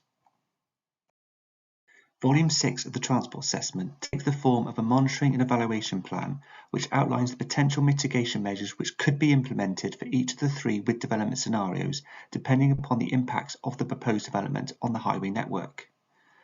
This is an essential part of best practice which involves surveying the trip generation of the proposed development following occupation to determine if mitigation measures are required. The monitoring and evaluation plan prepared by Charles & Associates provides confidence and certainty to Kent County Council that all mitigation measures would be achievable, while building flexibility into the process to enable these mitigation measures to be reviewed or converted to a proportionate financial contribution to be put towards an alternative scheme if required. The monitoring and evaluation plan would avoid the over-provision of predetermined highway infrastructure and enable funding to be put towards the provision of sustainable travel infrastructure to encourage walking, cycling and public transport use. RPS agrees that it would be counterintuitive to increase capacity of the highway network surrounding the site, as this would be contrary to the aspirational vision-led approach undertaken to assess the proposed development. The junction is forecast to operate over capacity in 2037 in the aspirational scenario and the moderate scenario, and which have been identified by Charles and Associates as potentially requiring mitigation measures, are the A20 Hermitage Lane and A20 Bradwell Lane junctions, as well as Junction 5 and Junction 6 of the M20. To avoid the over-provision of predetermined highway infrastructure, trigger points for delivering mitigation measures at each of these junctions has been identified for the aspirational scenario and the moderate scenario based upon vehicle trip generation relating to future dwelling occupations at the site. RPS believes these trigger points are reasonable to give sufficient time to accrue funds from dwelling occupations and allow the mitigation measures to be implemented before the proposed development would result in a severe impact to occur at the junctions. A sustainable movement corridor would be provided within the site as part of the proposed development, with the eastern section between Hermitage Lane and Kilnbarn Road used by all modes of transport, and the western section between Kilnbarn Road and New Road in East Malling used by walking, cycling and public transport. In this context, the design of the sustainable movement corridor will take the form of a local distributor road between Hermitage Lane and Kilnbarn Road, and of an exemplary mixed-mode corridor between Kilnbarn Road and New Road in East Malling, which prioritises movement by the most sustainable transport modes, walking, cycling and public transport, to allow multimodal connectivity between the proposed development and the surrounding transport network. In terms of future adoption of the sustainable movement corridor, Charles & Associates has confirmed that only the eastern section between Hermitage Lane and Kilnbarn Road would be offered to the local highway authority for adoption as public highway were planning permission to be granted for the proposed development, which implies the western section between Kilnbarn Road and New Road in East Malling would remain a private road. Charles & Associates has not provided any information regarding future access rights for pedestrians, cyclists and buses along the western section. However, Kent County Council has confirmed that management measures could form part of any planning permission granted for the proposed development to give the local highway authority control over access to pedestrian, cyclists and buses in perpetuity if the western section is not offered for adoption as public highway. Kent County Council also requires the western section of the Sustainable Movement Corridor to be designed in accordance with LTN 120 to future-proof for adoption. After discussion with Kent County Council, RPS is content that a strategy is in place to ensure that the design of this piece of infrastructure would be appropriate for intended use, and also notes that Active Travel England supports the design of the Sustainable Movement Corridor as it stands. From a review of all relevant information submitted with the outline plan application, it appears that Charles & Associates considers that the Sustainable Movement Corridor forms a significant component towards achieving the aspirational mode share targets of the proposed development. This piece of infrastructure would provide opportunities for walking and cycling to the site. However, RPS believes the western section of the Sustainable Movement Corridor would unlikely contribute towards a significant modal shift compared to with other stable transport infrastructure, as these opportunities would be along routes away from design lines of future residents. The western section of the Sustainable Movement Corridor would likely only benefit people walking and cycling between the site and East Malling, as most other destinations within walking and cycling distance of the site are located to the north and east. Even with improvements to active travel and public transport conditions between the site and East Malling, the western section of the Sustainable Movement Corridor would unlikely encourage walking and cycling to the extent that this would result in significant modal shift. There is an absence of cycling infrastructure along the road, which would require cyclists using the Sustainable Movement Corridor having to mix with traffic for journeys to the wider area. The Sustainable Movement Corridor would, however, future-proof further connectivity and enhance pedestrian and cycle connections to the existing businesses that are in the area, and this principle is supported in policy. While East Malling does have a railway station, it is likely that future residents of the site would use Barming given the proximity of this railway station to the site and the access improvements to this railway station as part of the proposed development. As it is likely that the Sustainable Movement Corridor would only encourage journeys to be made by public transport rather than walking and cycling, it is imperative that frequent bus services run along this piece of infrastructure to deliver the aspirational mode share targets. RPS is confident that buses would route along the stable movement corridor and would contribute towards modal shift, and it is this element that is considered a substantial reason to support the sustainable movement corridor as part of the proposed development. RPS understands from Volume 4 of the Transport Assessment that discussions between Arriva and New Venture have taken place, and that both public transport operators, with the support of Kent County Council, would be willing to provide a bus service along the stable movement corridor in the future. RPS has undertaken a review of all transport highway materials submitted to support the outline planning application. The statutory consultees, Kent County Council, National Highways and Active Travel England, have all confirmed that they are satisfied with the transport highway materials submitted. In summary, RPS considers that the vision-led approach of the assessment is compliant with paragraph 115 of the National Planning Policy Framework. RPS considers that the strategic modelling for the 2037 reference case with the 3 with development scenarios is robust. RPS considers that the monitoring and evaluation plan would avoid the over-provision of predetermined highway infrastructure and enable funding to be put towards the provision of sustainable travel infrastructure to encourage walking, cycling and public transport use. And RPS is confident that buses would route along the sustainable movement corridor and would contribute towards modal shift. In conclusion, RPS considers that from a transport and highways perspective, the proposed development conforms with all relevant policy and guidance. Hello and good evening, members. This is a presentation given by RPS. We're not starting that again. However good it was. We need speakers. Public speakers. Our first public speaker is Nigel Newman, Chair of Ditton Parish Council, please.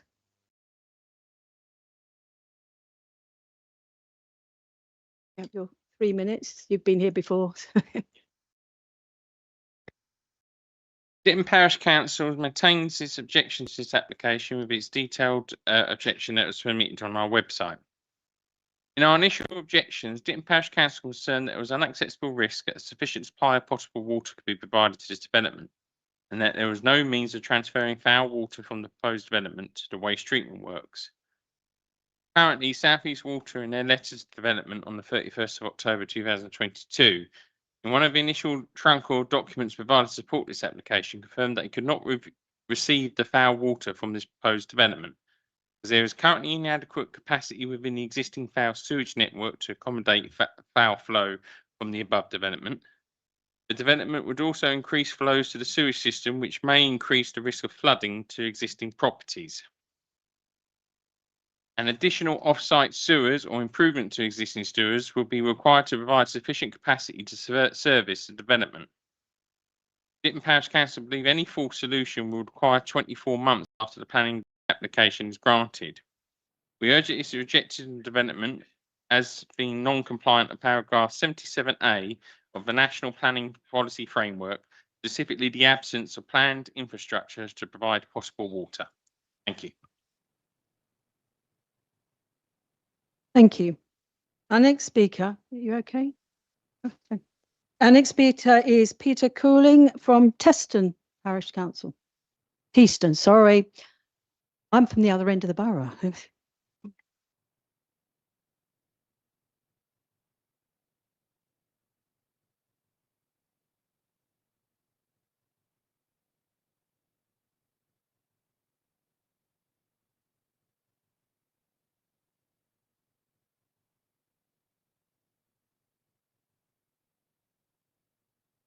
Kilnbarn Road is unsuitable for significant traffic. To the south, it is narrow with many bends, including its continuation into Easterfields and Sweets Lane. To the north, it and New Road transit dense residential areas. Traffic wishing to head north, south, or west would avoid the congested Hermitage Lane and use Kilnbarn Road. Junctions with London Road would be further stressed, as would be the air quality challenge Waterbury traffic lights. East Malling and Teeston, with their narrow roads, narrow or non-existent pavements, and steep inclines would endure yet more traffic.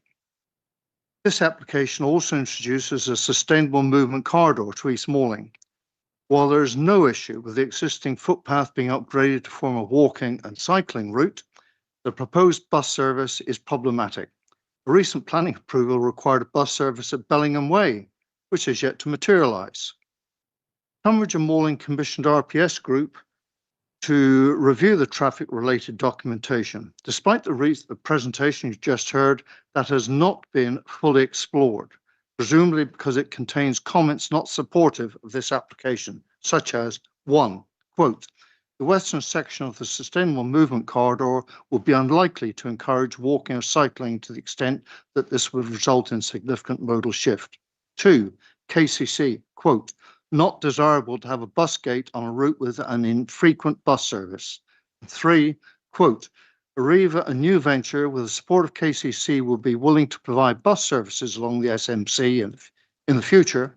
However, this would be subject to demand, end quote. Then noted that KCC requires the 1.68 million financial contribution not to be specified to avoid the service being undeliverable. The bus service will be financially unsustainable and not materialise. However, if the corridor were established, it would offer potential access to develop the rest of the erstwhile East Malling Research Station. Tunbridge and Malling is under severe pressure to meet housing numbers. While our strong preference is that this application be refused should you feel obliged to approve, perhaps because Highways has, as usual, raised no objections, we ask you please to consider deferral so that the applicant could be invited to remove access to Kilnbarn Road and not establish a sustainable movement corridor. If such an approach is not favoured, we appeal for your creativity to explore how such restrictions could nevertheless be achieved.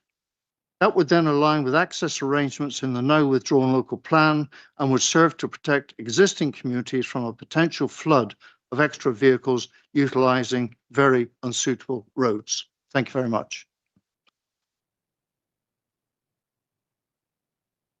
Thank you. Our next speaker is Catherine Moore.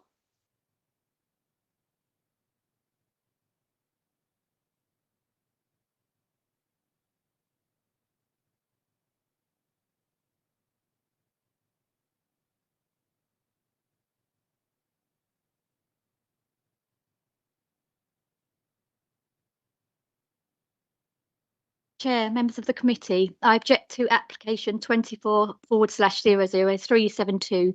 This is not a detailed application about design or landscaping. You are being asked to approve the principle of a major new settlement, including housing, roads, a village centre, a school and employment space. The planning balance must therefore be justified now. The key question is simple. What public benefit outweighs the permanent loss of this productive agricultural land? The main benefit claimed is housing need, but what is housing need? Is it evidence settled local resident need, or is it a general number produced by the standard method and treated as if it proves that there is a local necessity? The standard method is a formula. It does not separate settled local resident need from wider demand, migration, relocation, temporary population, market demand, or policy-driven growth. Before approving the loss of productive agricultural land, members should be satisfied that the need is real, evidenced and sufficient to justify the harm. The East Malling Trust's charitable status should not be treated as evidence of planning benefit. Charitable status is not planning permission. Any claimed public benefit must be demonstrated and weighed against the impacts of the development itself. Members should also be aware that the Council has received a formal notice raising questions about the evidence, assumptions and policy programmes being relied upon to justify growth and development decisions. Those questions have not to date received any response. Whatever view members take of that notice, the underlying point remains relevant. If this application depends upon housing targets, growth assumptions or strategic ambitions, the evidential basis for relying on them should be clear, transparent and capable of scrutiny. Assumptions are not evidence and targets are not in themselves a reason to approve development. The impacts of this proposal are significant. Local residents already experience pressure on roads, healthcare services, school places, drainage systems and water infrastructure. We know from experience that development often arrives long before the promised infrastructure improvements. Once this land is built on, the loss is permanent, while infrastructure challenges remain for future generations to solve. Environmental harm must also be given substantial weight. This proposal would replace open agricultural land with urban development on a very large scale, affecting landscape character, biodiversity and the rural setting of East Malling. Cumulative impact is equally important. This proposal cannot be considered in isolation. Residents are entitled to ask how much more development existing infrastructure, services and the environment can realistically sustain. Members may hear that housing targets, government pressure or the risk of appeal mean approval is inevitable. They do not. Your duty today is to make a lawful planning decision based on the evidence before you, not to predict political pressure. For those reasons, I respectfully ask members to refuse this application or at least defer until necessary evidence has been provided. Thank you.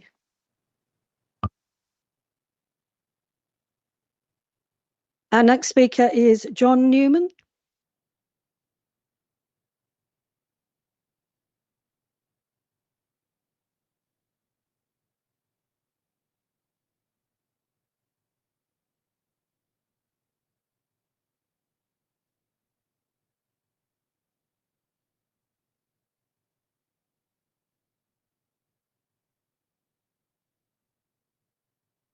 Hi, good evening. I'm again objecting to this development, and I'm also here to support the objections from Diss and Teeston and East Malling Parish Councils.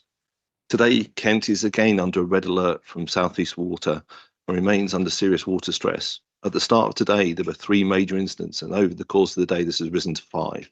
These issues are unfortunately not one-offs due to the hot weather. In the last few months, extended water outages have occurred in the following nearby locations: Benenden, Merryworth, Borough Green and Ruton, Lewes, and Cox Heath. I can't quite understand why we are back here without any meaningful progress or updates on the application and issues presented at the initial hearing. Whilst I see that EMR have put together a factual statement on the process of delivering water to the new site and that it is a statutory obligation to provide water, they have chosen to avoid the water shortages in Kent, and they also fail to indicate how this development would impact its neighbours. I have no doubt that any new development would provide infrastructure capable of facilitating it, but surrounding areas with ageing and poor infrastructure will become increasingly affected by development. Given the lack of mitigations or an increase of funding to address these issues, the burden to fund these works will again fall on existing customers and not the landowner or developer. I would also like to address a couple of other points. Local Road Infrastructure and Sustainable Movement Corridor, known as the SMC. Having done further research, I can find only 2 SMCs that exist across England. Both of these SMCs are in urban locations of Guildford and Ebbsfleet, and they were constructed to connect up major urban areas with existing infrastructure that involved navigating complex infrastructure such as rivers and major highways, which is not the case for this development. And reviewed available data, it also appeared that neither SMC's initiative demonstrated effective usage or benefits the local community over time, nor had any measurable reduction on road use or traffic levels. Following the last meeting, I reached out to the following bodies with regard to traffic for comment on proposed developments and other developments adjacent to Hermitages Lane and the adverse traffic delays on that route. So I reached out to Highways England and KCC. Highways England were very dismissive of the approach. They do not comment on local matters as they only care about the motorway infrastructure and are only concerned about any possible impact on Junction 5, but it's like it's going to have a Costco now, which will only increase local traffic. KCC Highways said that it's up to the developer and only the developers to validate traffic flows and would not provide any further comments. So we're left with the RPS vision-led approach, which it states is aspirational, defers any problem for future developments to address, with no funding reserved to address these future matters. Local housing demand. There's only a 20% commitment for local affordable housing, which is woefully inadequate and does not impose covenants for up to 1 or 2 years to ensure that this housing is reserved for the local community and is not a way for the London boroughs to export the housing demand onto Kent and TMBC. Adding 1,300 new homes into the local area would be catastrophic. Excuse me, sir. Thank you. That was your 3 minutes. Thank you.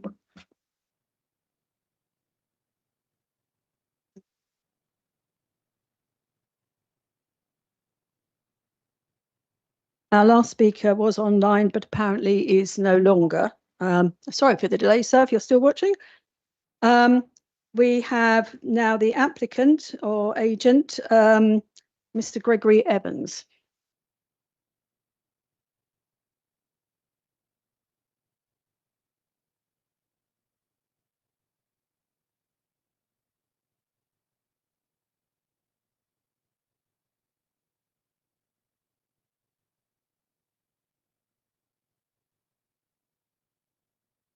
Good evening. I'm Gregory Evans, the agent for the East Malling Trust, the applicant.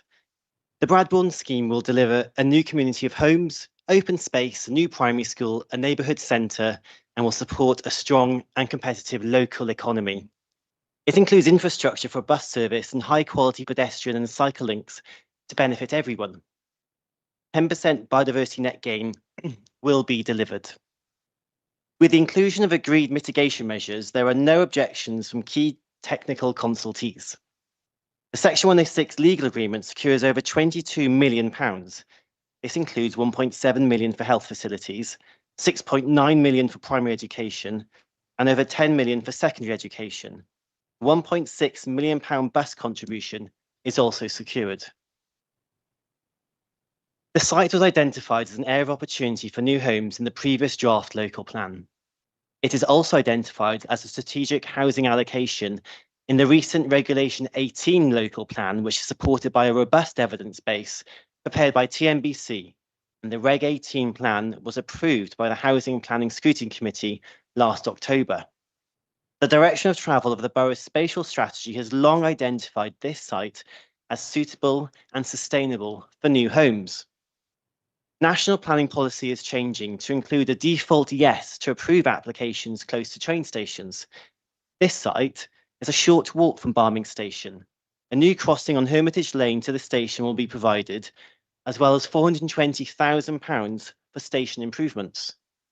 In this instance, the tilted balance is engaged given the council's housing land supply position. The application has substantial social, economic and environmental benefits, which all weigh heavily in support of the scheme. As detailed in the committee report, whilst there are a limited number of harms, these would not significantly and demonstrably outweigh the benefits of the proposal. Therefore, this application constitutes sustainable development and should be approved. It will benefit the council with much needed new homes against a backdrop of continuing under delivery. It will deliver 325 new affordable homes, a significant number, and will help local people on the council's housing register. Therefore, we respectfully request that members approve this application. Thank you.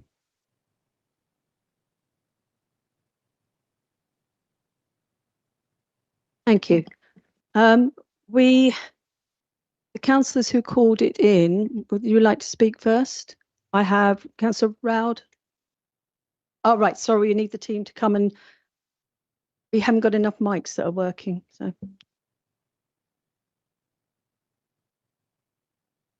While they're moving themselves, it was Councillor Roud, Cannon, Hammond and Williams. And would any of you like to go first? Councillor Roud.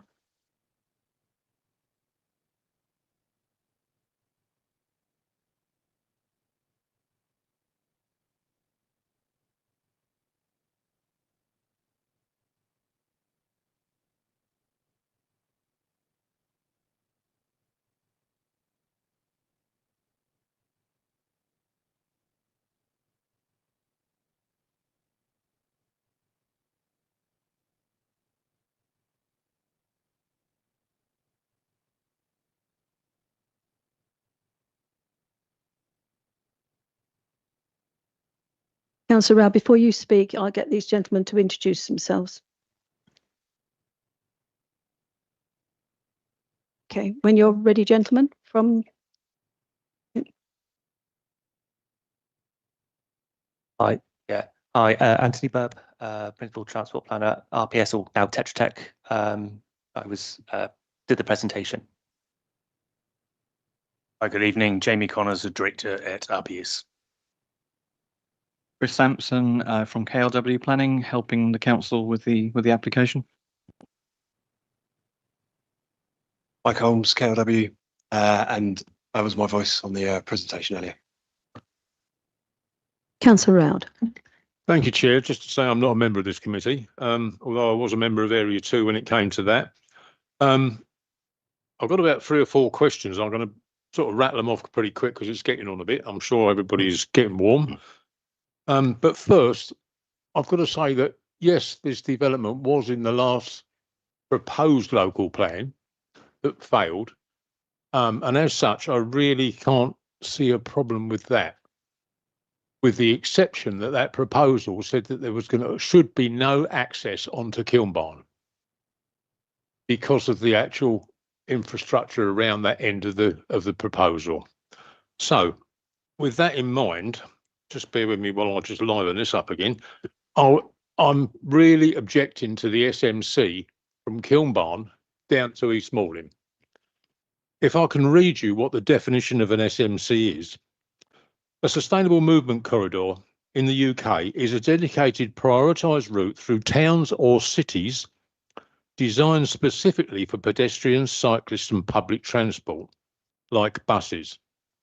The goal is to reduce reliance on private cars and improve overall air quality, providing safe, rapid and reliable alternatives. With that said, the existing road through the research only provides transport for people working on the site, and that's not likely to change. Put buses down there and you're going to increase the amount of emissions along that road. And I've lived in the city of East Malling for 50 years and have used that route many, many times for enjoyment and for commuting. And I've never, ever seen more than 3 or 4 bicycles along there at any time. Very few walkers, apart from at weekends where people go for a stroll up to Barming Woods and a mooch round. That's about it. Nobody walks to Barming through there because there's no point. There's nothing at Barming at that point apart from the station. Why walk to the station, cycle to the station when there's a perfectly adequate station at East Malling? The services are the same, with the exception that East Malling has steps to get to, but I think I'd rather risk the 39 steps up to the platform than walk 1.5 miles to Barming. So the question I have, is this going to be adopted by KCC Highways? If not, and it was said in the presentation that it was in perpetuity as not unless what? Unless KCC suddenly decide or the trust want to sell it on to provide a road, and has been said by one of the public to provide more access to land on the East Malling research site to build on. East Malling site is about 600 acres, as I understand. That's pretty much the same size as Kings Hill. And we all know what Kings Hill's like. So the question is it going to be KCC approved? If it isn't, what jurisdiction over the bus gate do they have? If it's on a private road, they have no jurisdiction at all, as far as I understand. Question 2. The developers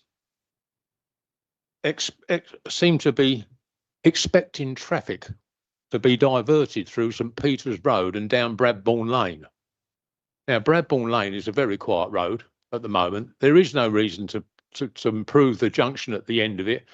If 3 cars an hour go out through there, I think that's a lot. It is a development of housing, many of which are elderly. So why are we spending money on that rather than spending money on the access to New Road Ditton, which our transport experts last time didn't even know existed? They looked a bit nonplussed when I mentioned New Road Ditton and suddenly grabbed a phone to find out exactly where it is. Now, for everybody here who doesn't know our part of the world, that is the most busy junction on the A20 between Larkfield and Quarrywood Industrial Estate.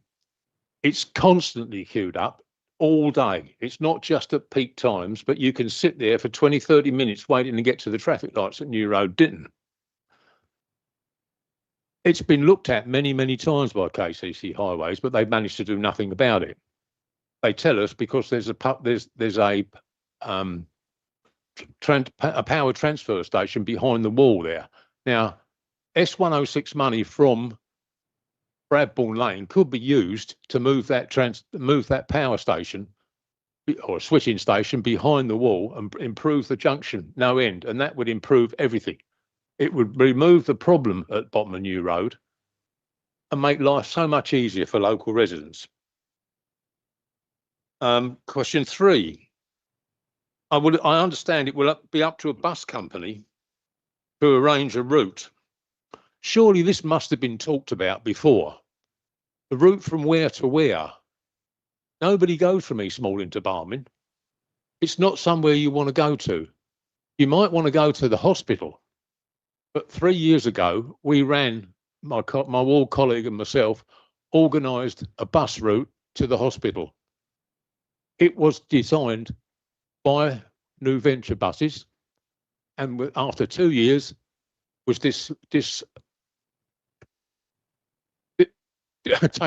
taken away because it wasn't viable. That's why we haven't got one now.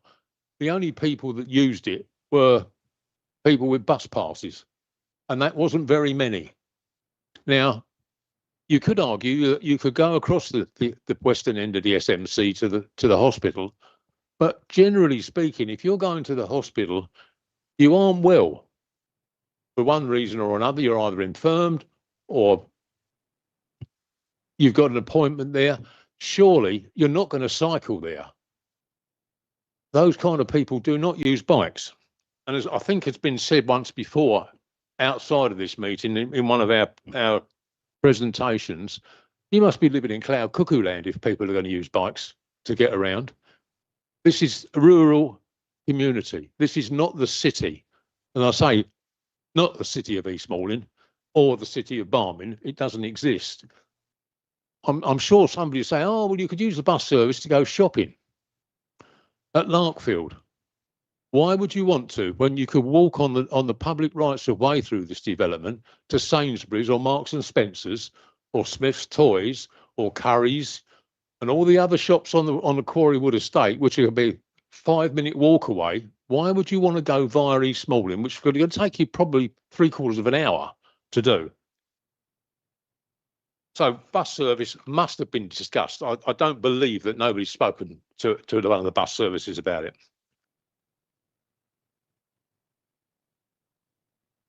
Question 4, I've said, which town or city is this SMC serving? I'd like somebody to tell me that. And I heard that it wouldn't affect the conservation area. It certainly would. East Malling, where the SMC supposedly comes out, is in a conservation area. We've got very narrow high streets, and I think the chairman from Teeston said some places there are no pavings, and we know from a previous application that the paving in East Malling is less than 600 millimetres wide in places. It's dangerous to walk up there. Introducing more traffic through there is just going to make it worse.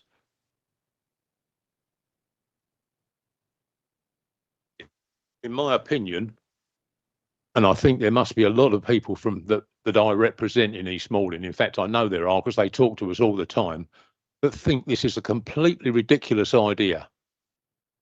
It's one of the other little things that comes to mind is there's 2 cycle lanes and 2 footpaths down as far as St James the Great, at the junction by St James the Great there. There it goes down to 1. Why down to 1 if if the need is for 2? Surely there is a need for a footpath which could be improved for cycling as a shared access, but you only need 1. You don't need 2. It's just a ridiculous idea. And traffic from, if any traffic does get through there, because they can't enforce the bus gate, will turn left up the high street, a road that already takes 3,000 vehicles a day onto Wateringbury. And I'm going to guess that people will take a chance and go through there because that's what people do. You know, people just don't read signs, I'm afraid. You drive down the A20, it's 50 miles an hour through the bit at West Malling, but people constantly do 60, 70 through there. They just don't care. They're in a hurry. That's what they're going to do. So I would urge the committee to come to some agreement that we change the Bradbourne Lane in the S106 section to New Road Ditton, and B, get rid of the SMC completely at the west end. Now, on one of the drawings of the SMC, I've seen a slightly bigger one than you can read on here. There is about 200 metres east of the church a junction, and that junction is a private road again, and it goes down to what is known locally as the farm. It's the old farm buildings at the bottom of Bradbourne Lane, and it shows that junction being altered a little bit and improved on the drawing. My question is Bradbourne Lane going to be accessed via that road? Thank you, Chair. Would you like to come back on some of those before we move in, or? I think I got 5 questions there. So if I can ask either Anthony or Jamie to do, first one is in terms of the SMC going to be adopted, and if not, what justification will they have? I think if that's a point that you could add in the first point, if I take them one by one, and then we'll just make sure we cover those questions. Yeah, our understanding is that the western section of the SMC will not be offered for adoption to KCC, but the eastern section will be. That's what's set out in the transport assessment. Back on that, James, a minute. If that's the case, what justification have KCC Highways have got for a bus gate on it if it's not theirs? Yeah, our understanding is if the public has the right to access, which they will do, then the bus gate can be provided through a traffic regulation order.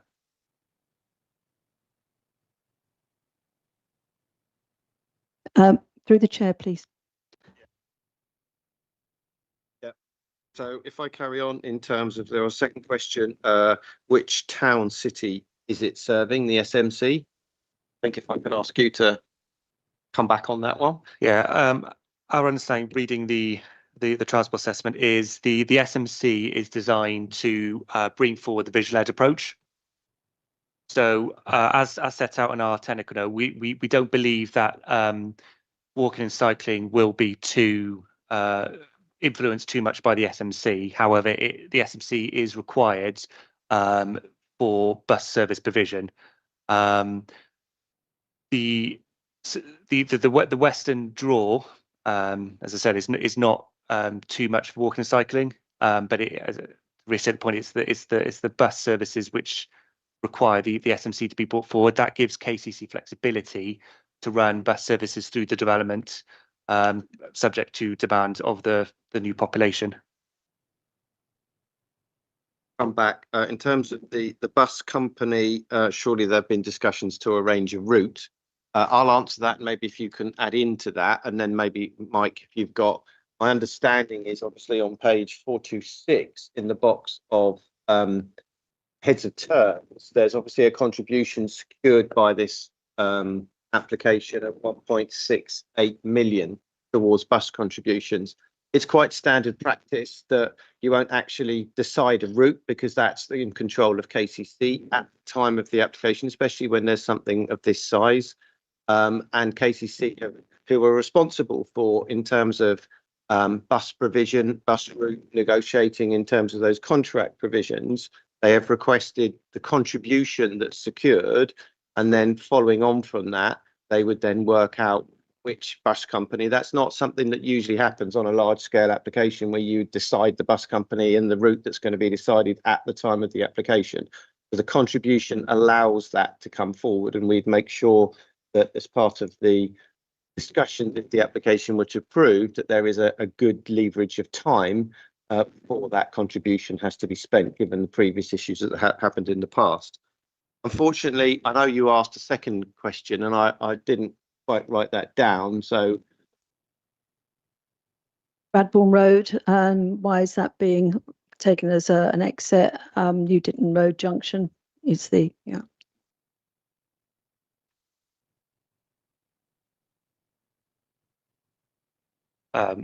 Not too sure on that one. Sorry, we didn't do the design of the SMC. Yeah, it was because they got some mitigation. I think it was 1.2 million to alter the junction at Bradbourne Lane onto the London Road. Oh, yeah. Why? There's no traffic comes out of it. So our understanding through the mitigation monitoring approach, the improvements will only come forward if there is an impact at the junction.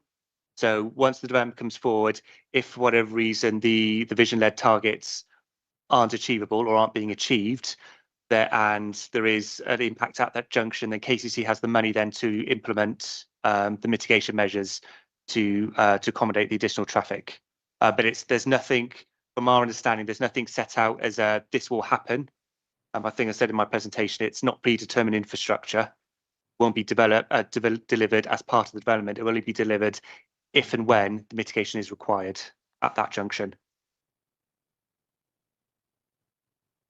To add to that, I think conditions on your papers, page 437, conditions 10, do seem to move forward on that. There are other conditions that look at sort of putting those trigger points in terms of the works, I think, in terms of that. Yeah, that's a good trigger point. So KCC will look at the trigger points. If the trigger points have been hit, then the money's there, either through KCC or the developer. I'm not too sure how it's going to be secured, but those trigger points will be hit. The mitigation will come forward. Thank you. Just to add to that, sorry, condition 12 is the highway conditions listed on your reports. And if you go through, that requires a detailed monitor and manage strategy to be submitted. And then obviously you've got the subject to the validation of the outcomes of the highways monitor and manage strategy, then it puts trigger points in terms of delivery time. So just drawing your attention to those highway conditions that are suggested on the back of the report. So, Chairman, I think that addresses the points raised. Councillor Tan.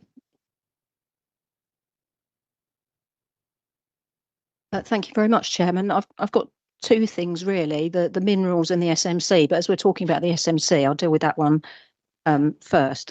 As previous members of Area 2 know, I was concerned about condition 7 last time.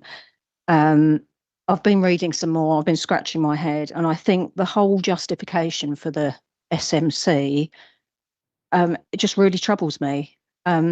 Heritage England asked for further evidence on justification, but when they were consulted, their reply states that they hadn't actually seen the relevant document because it hadn't been uploaded to our website.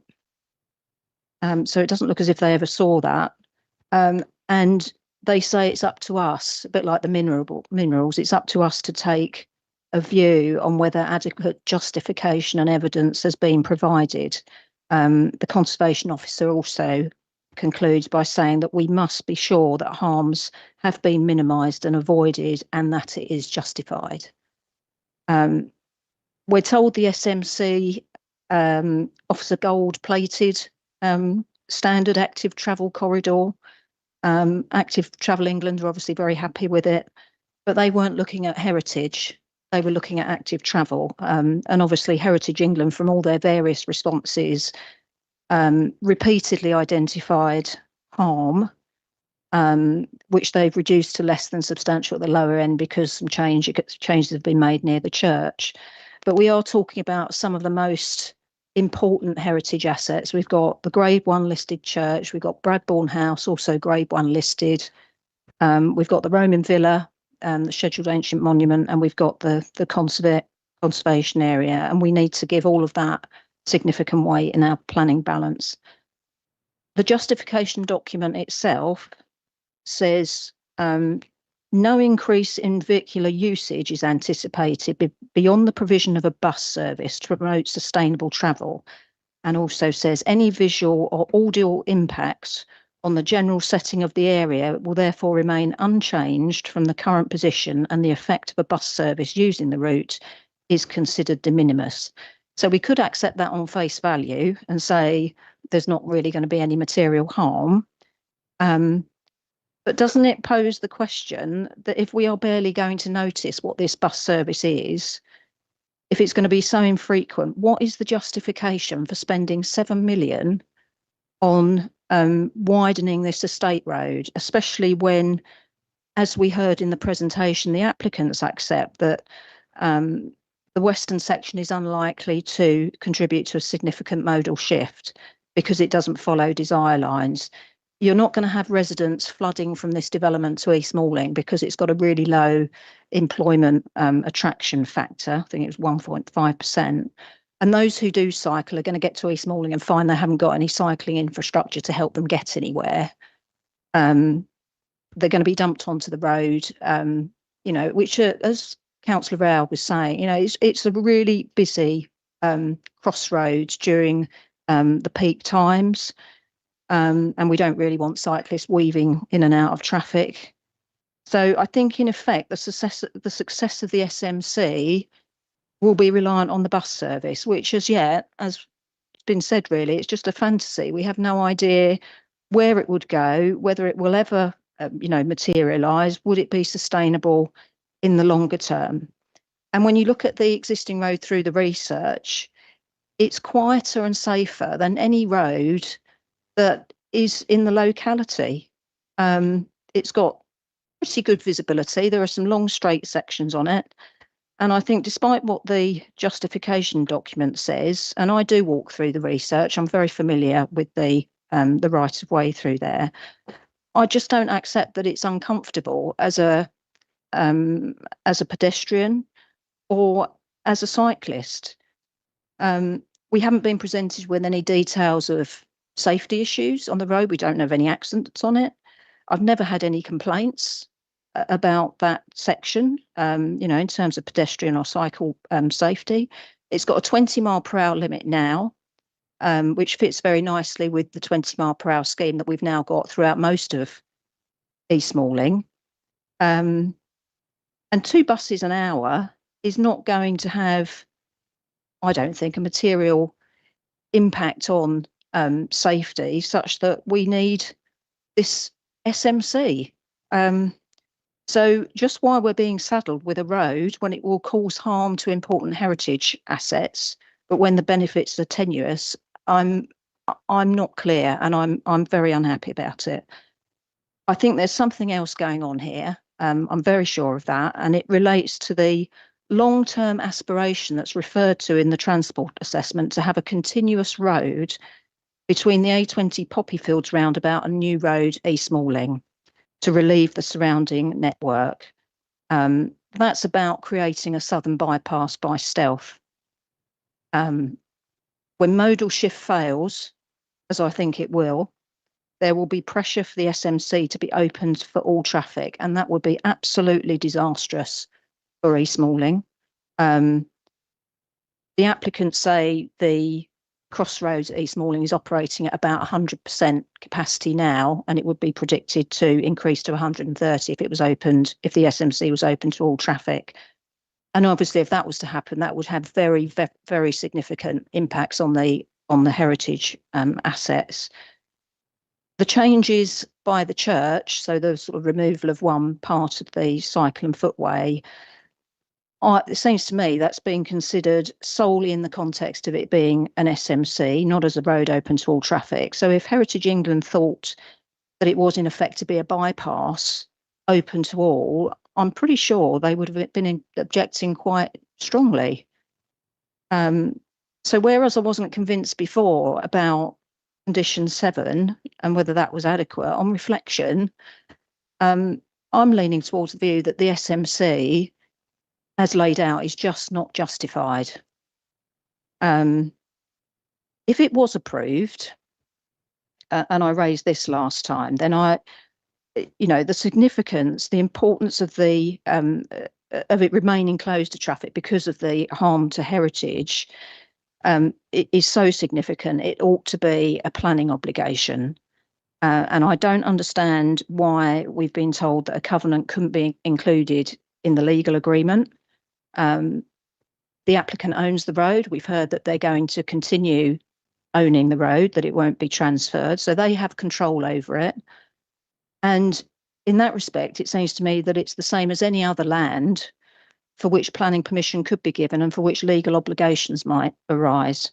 We've actually got another we've got another development site in East Malling that's already called Bradbourne Estate, which is to the east side of New Road and south of the A20. And that was built on formerly East Malling research land. And I was looking at the legal agreement for that. and that includes covenants in respect of open space, which must be kept forever maintained as landscape areas. But there's another covenant to keep open at all times and not in any way obstruct an access road on the east side of the development, which I think goes behind some houses in Bradbourne Lane. And there's a further covenant in relation to keeping the emergency access open. So as that relates to roads, I can't see why it's not possible to require a covenant to cover the SMC, so that we could be, more certain that the proposed intended use, it's not going to morph into this bypass. A few comments on the lanes, which I think Councillor Roud also referred to, and New Road didn't. I think it's absolutely inconceivable that Sweets Lane would see a reduction. I think it was said there was be a reduction in traffic, and I just can't see how that would be possible when you're exposing it to an access that is in effect open to the wider network. It would come through from the Poppy Fields roundabout, so it would be a through route to Kilnbarn Road. We had a response which I read out at the last meeting from Highways, but obviously we've got members who were not on the committee then. And this is for the 35 homes at Paris Farm, East Malling, which will come to committee soon, I think. And of the very lanes that we're talking about, they said these routes are characterised by limited carriageway widths with poor forward visibility, also evident in places, thereby making them unsuitable for any significant increase in traffic. Should appropriate mitigation measures not be identified, then there is likely to be an increased risk of conflict given the inevitable increase in traffic on these routes as a result of the development. This would not be in the overall interests of highway safety. Highways are not now objecting to that, but that relates to 35 homes, and they raised those concerns initially. And we've got 1,300 homes proposed on this site that would be this feeder route from the wider network. So I think it's astonishing and illogical, really, that the impact on the lanes hasn't been grasped. And I said last time, if everyone has such confidence in the best case scenario for active travel, there is no need for motorised traffic to access Kilnbarn Road. So the bus gate should be located on the eastern side, and that would, I think, deal with that problem. Members have heard me raise a couple of times in the last week, quiet lanes. And I don't know why the Parish Council's proposal to extend the East Malling quiet lanes network hasn't been taken up.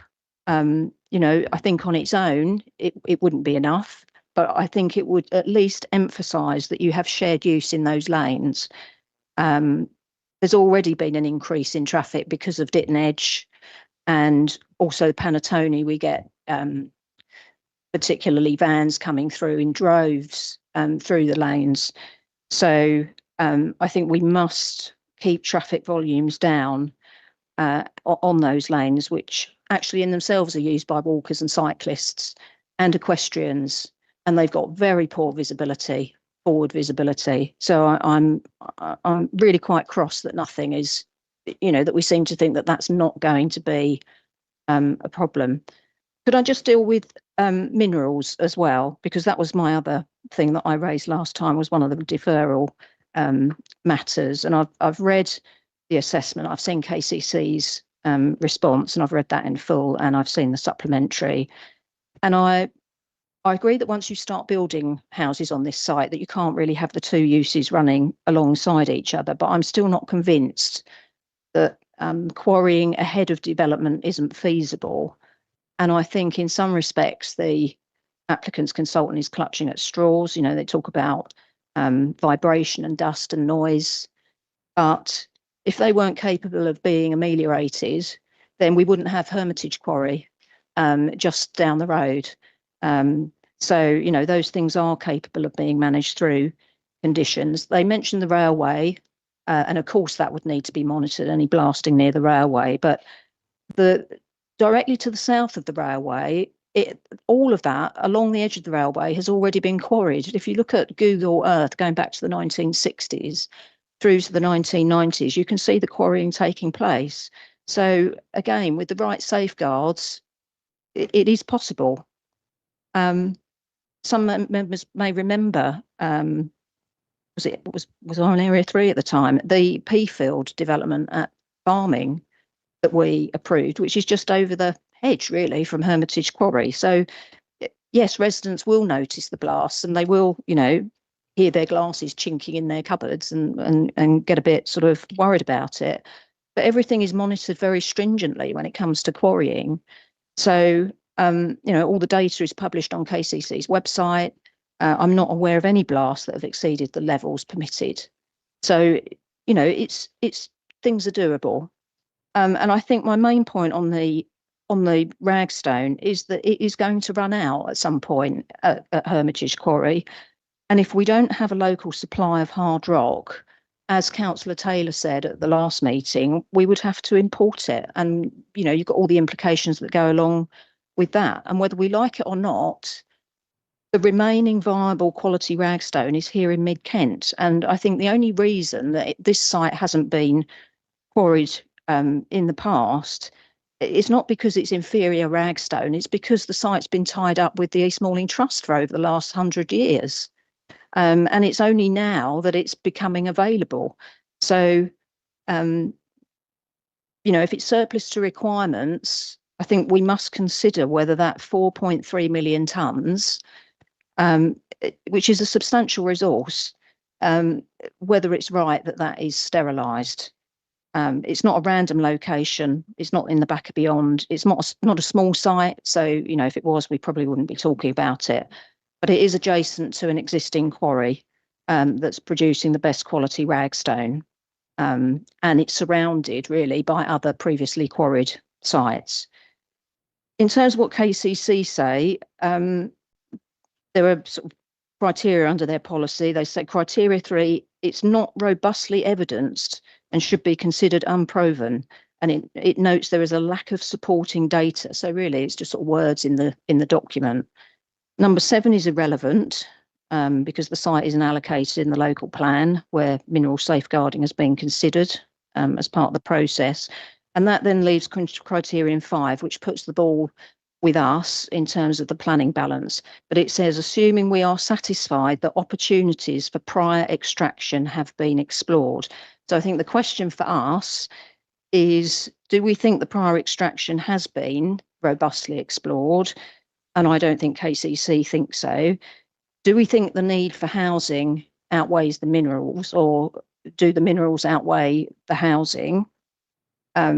We know what the position with the 5-year land supply is. We've just had the update, and we know that the pendulum swings very heavily in favour of development. But what we can be certain of is that if we approve this now, we will sterilise that ragstone and it will never be extracted.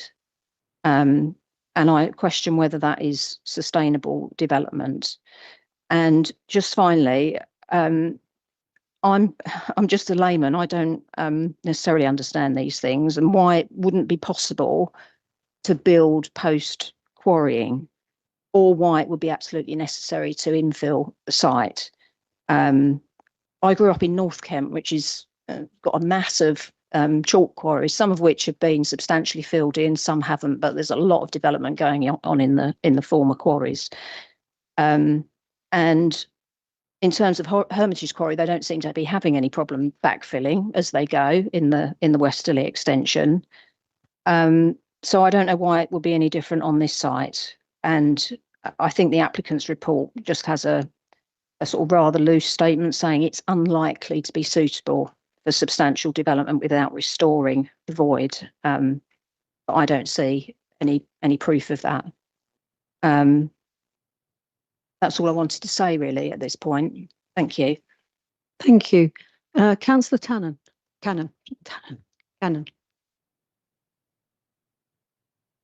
Thank you, Chair. I just want to go back to the wastewater issue that actually the chair of Din Parish Council raised. Specifically, the need for new sewers between the development site and the nearest points capacity which is available, which is Ditton wastewater treatment works. This seems to be a connection that isn't planned for, will require significant effort, and will cause quite a lot of disruption to implement. For example, it may be Kilnbarn Road and New Road Ditton or Hermitage Lane will need to be dug up in order to install sewage pipes with adequate capacity to get wastewater from the site to Ditton wastewater treatment works, which is situated 1.8 kilometres north of the development site. Apparently Southern Water aimed to provide this increased capacity within 24 months, as we've heard, following the date of outline planning commission. But actually go on to say very large strategic sites such as Bradbourne, quotes, will often take longer than 24 months for a full solution to be provided, end quote. Therefore, I was wondering whether we could go back to this question of Grampian style conditions for the wastewater. I know James Bailey mentioned 6 reasonable tests, and I think in this application I would say they probably were met. So before I go on, can I just perhaps have an answer to that? Thanks. Could I just, I know we could come back the other questions, but if I could draw your attention to effectively page 329 in terms of Southern Water's comments on the application. So protection of public assets, there's a detailed section in terms of Southern Water's comments. And as part of those comments, they request a condition, and that condition is condition 30, as I previously referred to, and that says no development within a phase of development shall take place until a strategy detailing. So in effect, it has imposed that Grampian condition and requested, and officers have put that down as the recommended condition. So the same matters would apply. Again, no development with any phase can commence until such time as Southern Water have done what they set out in those relevant paragraphs 5.1179, 5.1184 in the report. So you say that's the same as equivalent as Grampian conditions? The Grampian style saying no development shall commence until such time as, yeah. Thank you. Been requested by Southern Water and it has been put into the recommended condition. Okay, thanks. Regarding the application more generally, I'll just start with the loss of the best and most versatile agricultural land. Specifically, 52 hectares of the site is grade 2 agricultural land and a further 10 hectares grade 3A. Such versatile land supports high and consistent yields for a range of arable crops, horticultural grassland for livestock that require less inputs. Taken alongside other recent material losses of high quality land within the Medway Gap area due to nearby planning applications, the total quantity of highly productive land has significantly diminished within our borough. It's worth noting, even within our borough, grade 1 and 2 land form only a relatively small proportion of the total land usage, and its loss should be avoided wherever possible. Policy NE8 seeks to restrict development on BMV land unless there's an overriding need. There's no suitable lower grade of land available.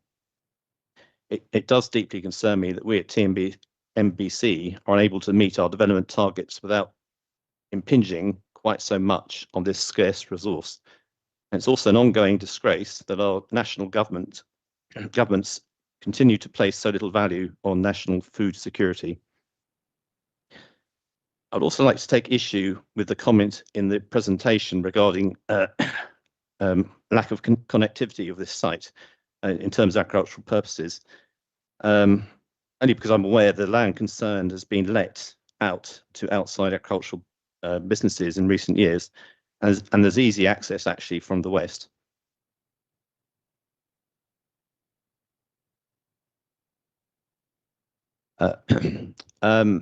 As a ward member, I also need to point out how the development will simply overwhelm the area and the distinctive communities and parishes of Ditton and Aylesford. Again, this is not a trivial issue. The former Area 3 planning district has suffered from a disproportionate amount of the development in the borough as a whole, and the parishes of Ditton and Aylesford are well-established communities with strong individual identities. Creating what is effectively a brand new large village come small town will seriously erode that identity and result in a virtually unbroken band of development stretching from Bearsted in the east through to East and West Malling on the western edge. For perspective, this single development is the size of West Malling itself, and in addition, Dinton Parish Council have pointed out under this proposal 10% of all planned housing in the borough falls within their parish. In terms of traffic impacts, this application opens up the mostly previously undeveloped western side of Hermitage Lane to housing, at least in terms of the part that lies within Tunbridge and Malling. As for Kent County Council raising no objection, I agree that using modelling based on 50% of journeys being made on public transport or by foot is somewhat unrealistic. In the third decade of the 21st century, cars remain as popular as ever. Therefore, it's patently obvious this will lead to an unacceptable impact on Hermitage Lane. Many have mentioned access to Maidstone Hospital is too slow and congested, and not only at peak times. Both existing residents and drivers and other road users will be agog that a large further development is being proposed in an area before further traffic mitigations are in place. For example, at the other end of Hermitage Lane, nothing has yet been done to improve the Fountains Lane, Tunbridge Road A26 junction, despite promises to the contrary over several years. In addition to the traffic impacts of this development, there are inevitable consequences for air pollution, and this pollution will have a detrimental effect on residents due to standing vehicles being stuck in traffic. Nevertheless, regarding public transport, I do recognise the proximity of Barming Station is an important consideration, and I trust if the application is approved, that improvements will be speedily made to that station, and I hope that additional services will be laid on, given that currently services at Barming Station are restricted to half hourly during peak hours and just hourly off peak. We should press the train operator double the service if the application is approved. Likewise, it would be good to see adequate new bus services provided, given, for example, the residents of the new Poppies estate have had cause to complain about this, especially regarding those heading in the direction of Maidstone. I trust similar issues will not be allowed to afflict the Bradbourne development if we are minded to approve. Ditton Parish Council have raised some interesting issues about cycling and the legality of cycling in particular, that although the footpaths are being upgraded to bridleways, they revert to footpaths at the edges of the development and cited several examples. Can officers clarify this issue has been investigated and satisfactorily answered? Turning specifically to the western side of the development, I have significant concerns about the traffic impact on Ditton.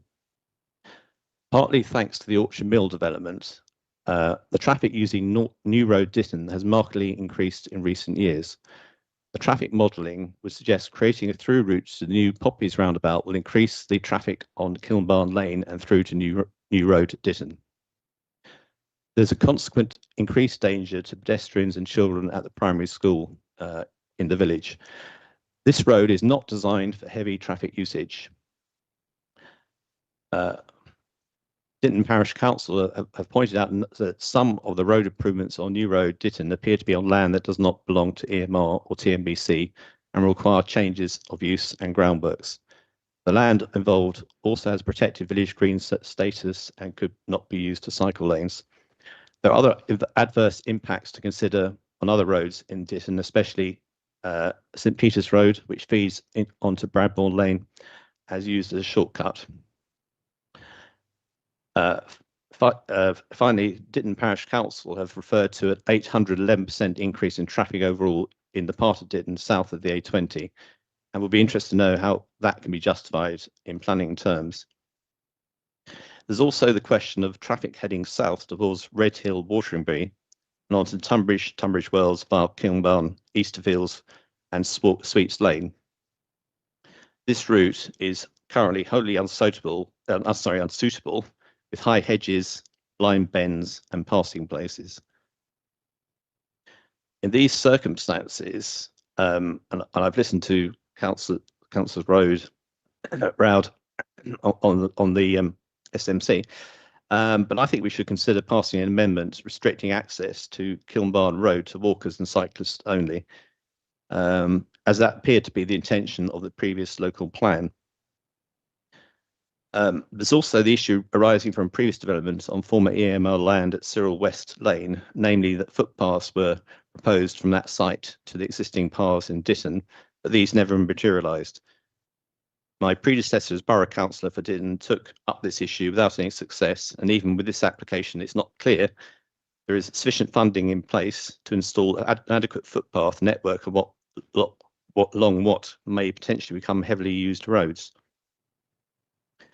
Turning to other matters, there's also the question that despite the preservation of a good deal of woodland at the site, there is still significant tree loss, including oak trees. It's been noted that recognised mature oak trees are havens to 2,300 wildlife species, and it's pointed out that replacement planting of young oak trees will not provide sufficient mitigation over the short to medium term. There are several species of bat that are adversely affected, as are many other threatened species on the site, including dormice and hedgehogs. It's been pointed out that development is an intrinsically dark landscape. Indeed, it's known dark sky area used for stargazing, where any new lighting will not only be harmful to wildlife, especially nocturnal species such as bats, but it could be that the light pollution rising from this development is contrary to national planning policy and refer to paragraph 187 of the MPPF. Recent experience from the Orchard Mill developments has highlighted ongoing adverse impacts from dust and noise pollution from building works on nearby residents. This is no small thing, and angry residents have rightly complained of inadequate safeguards and work starting too early, carrying on too late, and occurring on Saturday afternoons and Sundays. There are parts of the development which, if approved, will be adjacent to existing residential areas. Restrictions on operation, if the development is approved, must be strictly enforced. Finally, there seems to be a loss of the few remaining elements relating to the 19th century parkland landscape at Preston Hall. And I was wondering whether any conditions relating to the proposed mitigation measures there. And that is it. So thank you very much. Thank you, Councillor Cannon. Could Mr. Bailey please just come back before we go to Councillor Hood and Councillor Taylor on questions raised by Councillor Tatton? I think we'll try and address in some points. There are lots of issues raised. I'm not going to be able to address every single one of those, but I think there are some key matters that I'm going to ask our consultants to come back on first and foremost, and then I'm going to come back on agricultural land, because there are a lot of matters that have been raised, and in terms of the highway traffic that we'll let the debate continue. But I think one matter that hasn't come up and been addressed is the agricultural land. So maybe if I can hand to Mike first to address those matters, and that's mainly on the heritage asset, I think was the key element there. If that's okay, and there were other matters that we've just discussed in terms of Councillor Tatton raised, and I will do the agricultural land matter as the key points to move on. I appreciate members want to still carry on debating it, and I don't want to take that time up. Thanks, James. Yeah, just really want to clarify points made from a heritage perspective. Just rewinding a little bit. So the impact on the conservation area has been taken into account, and it's acknowledged as there being some harm, but that harm outweighed. So just winding back a little bit further, just wanted to make that clear. In terms of Historic England's involvement, they've been heavily involved, and they're fully aware of all the documents submitted, and they were heavily involved in the changes we see to the western end of the sustainable movement corridor, and it's actually why we've gone from a cycle and footpath on both sides of the SMC to a single shared space. They were keen to see no encroachment towards the church from the existing roadway, which is slightly altered in terms of the access point, as previously approved by the council, but otherwise remains as it's currently laid out today, with that additional shared pathway to the north, and that allows as well additional planting to take place along the southern edge. So they were very conscious of the impact of the development there on the setting of the church. In terms of the justification paper you mentioned, that was in response directly to Historic England's involvement and their request for that. You'll see reference to the heritage paragraphs of the NPPF specifically. So the point being, from the west, the only traffic running along the SMC will be those entering the EMT site, as they do currently, plus a bus service.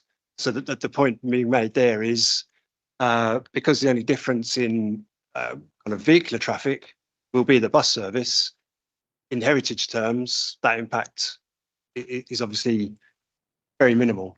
So it's not justifying the entire SMC. It's simply a heritage assessment and approach. Was there anything else on that? Just on the general points in terms of the SMC improving connectivity for all and encouraging more sustainable transport modes, which is what it's trying to achieve. In terms of the minerals assessment, obviously the comments from KCC have been taken on board and responded to again. They haven't changed significantly from their original comments.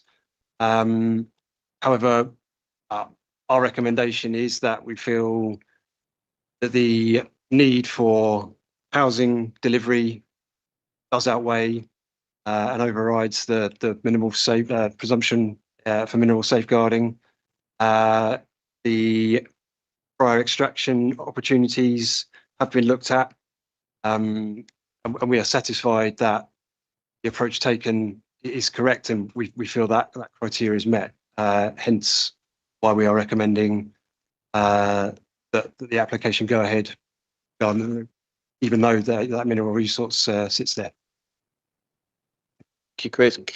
Mike, can I just add to that? As I said, I was going to come back on agriculture. There's one point that Councillor Tatton did raise regarding, or not, 2 points I wish to raise on the points. One, we can only look at the situation as being proposed now. We can't look to the future, so members can't consider what this SMC corridor potentially would become, because you've got the ability to impose the conditions now, and you must not consider to the future. You cannot consider an application of what may happen in the future. You must consider the evidence that you've got in front of you with the current application. Councillor Tatton did also raise the issue of condition versus legal agreement. You referred to covenant.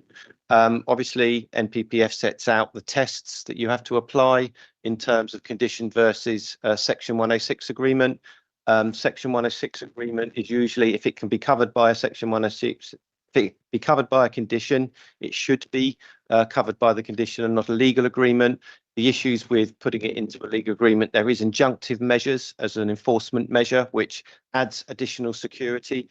I suppose on that basis, if members applied their mind to the tests and that was a fundamental matter that members wish to impose, you're the decision makers. It's, if you wanted to put it into the heads of terms, that's an obligation up to you.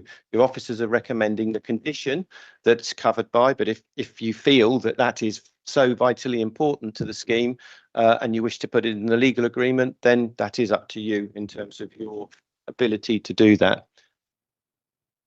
Yeah. Yes, thanks, James. Just to supplement just on that point. It's not one of the headlines in the recommendation, but within the body of the recommendation regarding the planning obligation measures, under the KCC highway section. It does say to supplement condition 7 that the sustainable movement corridor between Kilbarn and New Road will require appropriate traffic enforcement to be agreed by KCC highways with a commensurate maintenance fee. So there is suggestion that there will be some detailed measures within the legal agreement as well as the condition. I don't know if that helps, that there is that already within the provisions under the KCC highway section in the report. Chris, so you could put that measures if you particularly wanted to actually put a point in the heads of terms. If you were minded to approve, you could put that point in if you were so minded. I just wanted to address the other point in agricultural land, which hasn't been addressed. Obviously, in the overall assessment that Mike made at the start, that it was concluded that that weighs against the scheme, but it's a balancing exercise. But I just wanted to refer, members will know, previous appeal decision, which was land south of Barming Station, east of Hermitage Lane, which is not too far from this site, where the inspector actually considered the loss of best and most versatile agricultural land in the assessment of the application, because it was refused as one part of that. And obviously the inspector had to consider that in his conclusion. And he did consider that, and I'll quote, CS policy CP9 states that the best and most versatile land will not be proposed in the LDF unless there's an overriding need, but does not include a similar restriction on individual planning applications. And he said the site comprised land as grade 2 best and most versatile agricultural land, recognised for its economic benefits. Notwithstanding that, the inspector considered that in the overall balancing exercise and considered the need for housing did not outweigh the loss of the agricultural land. So on that basis concluded that the application should be approved on that basis. So the same applies in this scheme. The officer's report concludes that that weighs against the scheme because you have to balance it. But overall, given the council's housing land supply position and the fact that there is no objections from any statutory consultees as part of this application, which is a very detailed application on that basis, that effectively the same applies in this instance. I just wanted to clarify that point. Thank you, Chairman. Councillor Hood, thank you for waiting. Thank you very much, Chair. I think that regarding the safeguarding of minerals, the comments from Kent County Council have either been disregarded or the comments have been cherry picked in the favour of the consultants. The presence of those minerals in the form of ragstone is described as not having sufficient value for commercial extraction, which will come as a surprise for many of us, following the saga that we're aware of with Gallagher attempting to extend their very profitable quarry into oak and wood. It's good to see that the loss of ancient woodland has been highlighted, however, in that document as a major consideration. But as we know, there isn't a huge amount of I think there's only one small patch of ancient woodland actually within the Red Line site. Yeah, Gallagher's aren't in the business of conducting a huge enterprise at Hermitage Lane for the sake of it. They make a huge amount of money. Ragstone in this part of the world, I think, is the only hard stone in the southeast of England. So we've got a problem here where you're going to have a resource which is never going to be released. It's going to be, I think the word's sterilised, isn't it? Yeah, it's never going to. We're never going to be able to release it once it's capped by the housing that's been suggested here. If it were to be quarried, this issue with backfilling, I noticed that there's only 10% biodiversity net gain proposed here, and it was championed, I think, by the agent as being, oh, you're going to get your 10%. That's the bare minimum. That's the bare minimum that we can expect.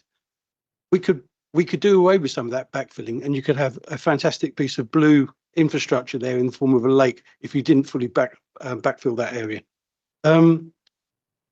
13,000 homes is going to generate a considerable number of vehicles already along an already heaving Hermitage Lane. But basically, we've got a suck it and see approach that we seem to have been presented with here, where we're going to go along, we're going to see where we are at every stage of the development. That just seems a bonkers way for any planning authority to be going about things. We've got a sustainable mobility corridor, which increasingly looks to me like a gimmick. We've got something that we're told that we're taking a vision-led approach. This is a delusion-led approach. We've got a £7 million corridor, which is basically, I'm all in favour of living streets principles to encourage more walking and cycling, and I do believe that more walking and cycling is the way forward. This is a £7 million white elephant. I just want to come back to the 25% affordable housing on this site. I believe that this affordability business, where we go through the affordability appraisal and we consistently sell our residents short in demanding such a pitifully low number of affordable housing units, there won't be many social housing units in that 25%. It's a paltry allocation. We've got a policy, CP17, which requires us to have 40% of affordable housing. 70% of that should be social housing. In the last 10 years in this borough, we've managed to get 63 units of social housing. And yet we're expected to swallow this. CP5 refers to the need to separate out the communities in the Medway, Maidstone and the Medway towns. So this seems to fly in the face of that policy. CP6 says that settlements have to have distinct identities. How's this going to be possible? It falls between two areas that have got distinct identities. We've got policies relating to open spaces. Wildlife corridors seem to be completely disappearing here. I've already mentioned the lack of the biodiversity net gain only being 10%. We've got 64 hectares of the best, most valuable agricultural land here. As a nation, we should be doing more to ensure that we have food security. This isn't a detail. I mean, this is a much bigger site than the site that was raised earlier. And we're going to be tarmacking over grade 2 agricultural land in addition to trapping that ragstone underneath it.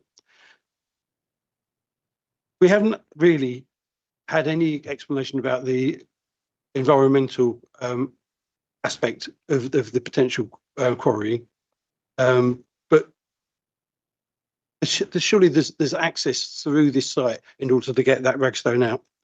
I visited the site, and I think it is in contravention of the National Planning Policy Framework, paragraph 187, loss of agricultural land and species habitat. I visited there, and there were pyramidal orchids present. The loss of the natural environment there is going to be staggering. That area is just alive with insects. We've lost 67% of flying insects in Kent over the last 5 years, and yet we're looking at destroying even more here. I just want to go back to page 154 and the water matters, because I think we need to look at this in greater depth. Yes, there's a lot of words there, and we're told that we can demand additional water mains infrastructure. Well, what's the point of having additional water mains infrastructure when we know full well that the water plan that South East Water have is explicit that they cannot supply more than a third of the houses that we expect to build? I just don't. It is not this approach that we're taking is not fit for purpose. I cannot vote for this. Thank you, Councillor Hood. Councillor Taylor online. Thank you very much, Chairman. I'm still not a member of your committee. I want to pick up on the safeguarding aspects mentioned by Councillor Tatton and Mark Hood. I have some knowledge of ragstone, having worked in the quarrying industry for many, many years in Borough Green. The Kent Minerals and Waste Local Plan safeguarding of minerals, strategic minerals, isn't just a wish list. It is based on historic use, current demand and future demand. And what we are looking at here is to sterilise the stone we need to build the housing that is wanted by Tunbridge and Moorland. And it just does not make any sense. Now, if we do have to import it, it comes from the West Country, South Wales, the Peak District, or Ardrossan. Now, how does that fit in with mitigating climate change? The officers were very dismissive, saying that this will only provide 50% ragstone. 50% is waste. It's not waste. It is hassock. Hassock is a low-grade, friable limestone that is valuable as a commodity and is used for sub-base and hardcore.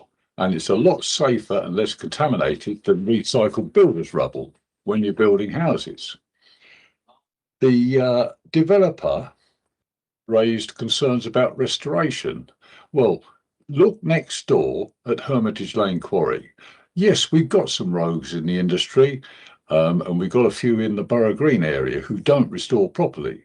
But Gallagher has a record of good restoration, and it's easily done, it's easily managed. Now, whether that's restoration back to original levels and agricultural land, or as Councillor Hood suggested, restoration to a lake, that's a matter for the future. But it can be done and it should be done. And I think if members are minded to refuse this application, safeguarding of minerals should be part of that refusal. And just like to mention that KCC, in its statutory consultative response to the local plan, took Tunbridge and Moorland to task for not taking due heed of safeguarding concerns. Thank you. Thank you, Councillor Taylor. Councillor Mehmet. Thank you, Chair.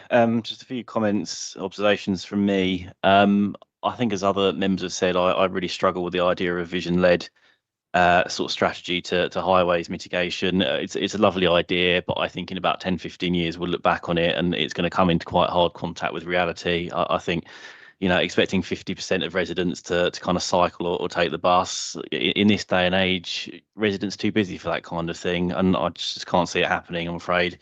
So what I was interested in on that point is we talked about the more pessimistic scenarios for that sort of vision-led active travel stuff. And I was interested in kind of what the triggers are in terms of those highways junction upgrades. Is that in that pessimistic scenario? Does that kind of form the trigger for those?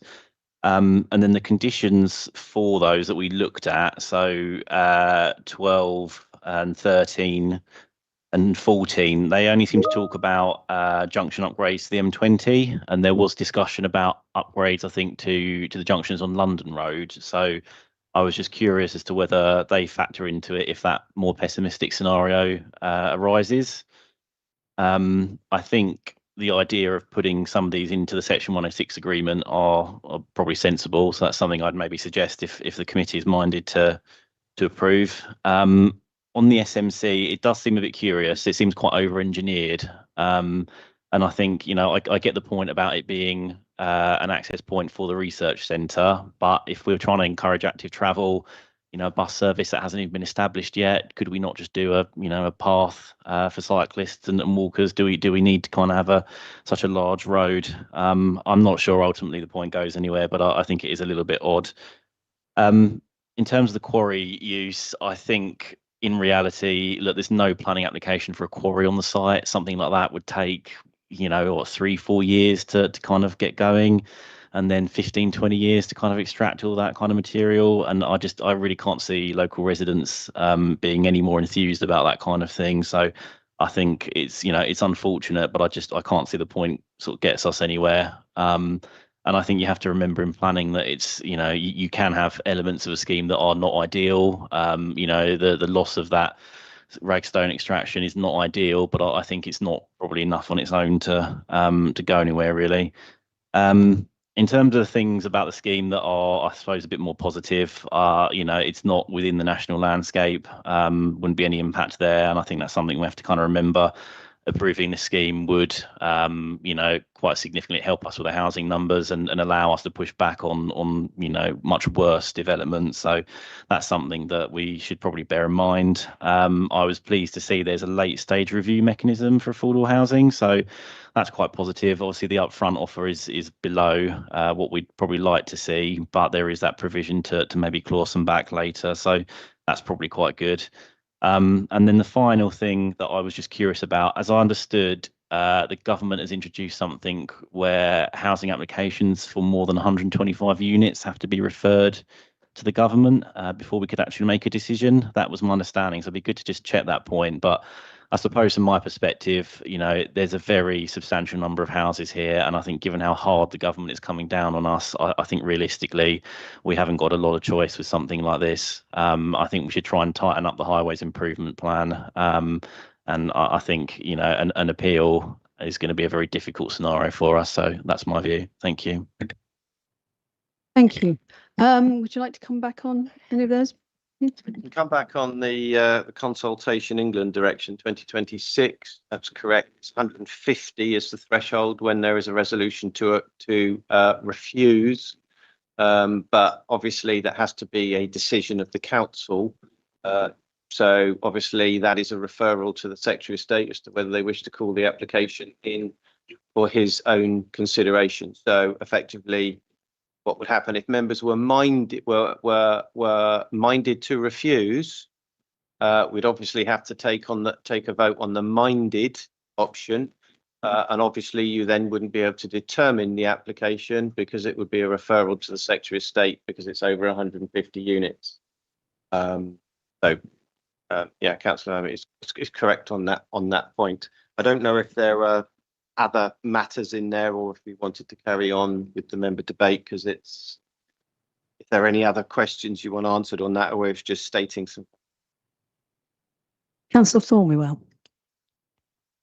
Thank you. These are matters of detail, I'm afraid, but important. I agree with all the members that the sustainable movement corridor is, I think, just wishful thinking. There is already a public footpath through this site. It's already maintainable at public expense because it's been there since 1835, Highways Act of that year. And it's on the definitive map. So just as an observation, I would remind everyone, including the applicant that's got an agent here, that you can't move that footpath to someone else unless you make an actual application. And that would be a separate process outside of the planning system. But more importantly, I want to ask about this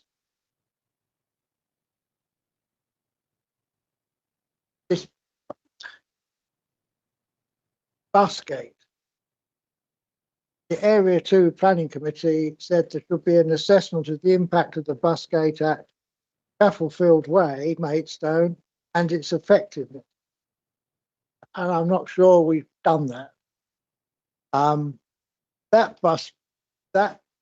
particular one, and I've got photographs of it, it had a thing that if you drive over it, it smashes the underside of your car because there weren't other vehicles using it. It was just buses and cycles. This one is going to be for buses and cycles and all the traffic that continues to go into East Malling Research. So you can't have one of those. As I understand the other one at Allington, it's got yellow lines shown. It's got what appear to be standard traffic regulation signs. But my understanding is, and I'm going to ask this, it's not intended to adopt the road from Kilnbarn Lane to New Road. If the road is not adopted, my understanding is, and I don't think the gentlemen here are legally qualified, that you can't have a traffic regulation order on such a road.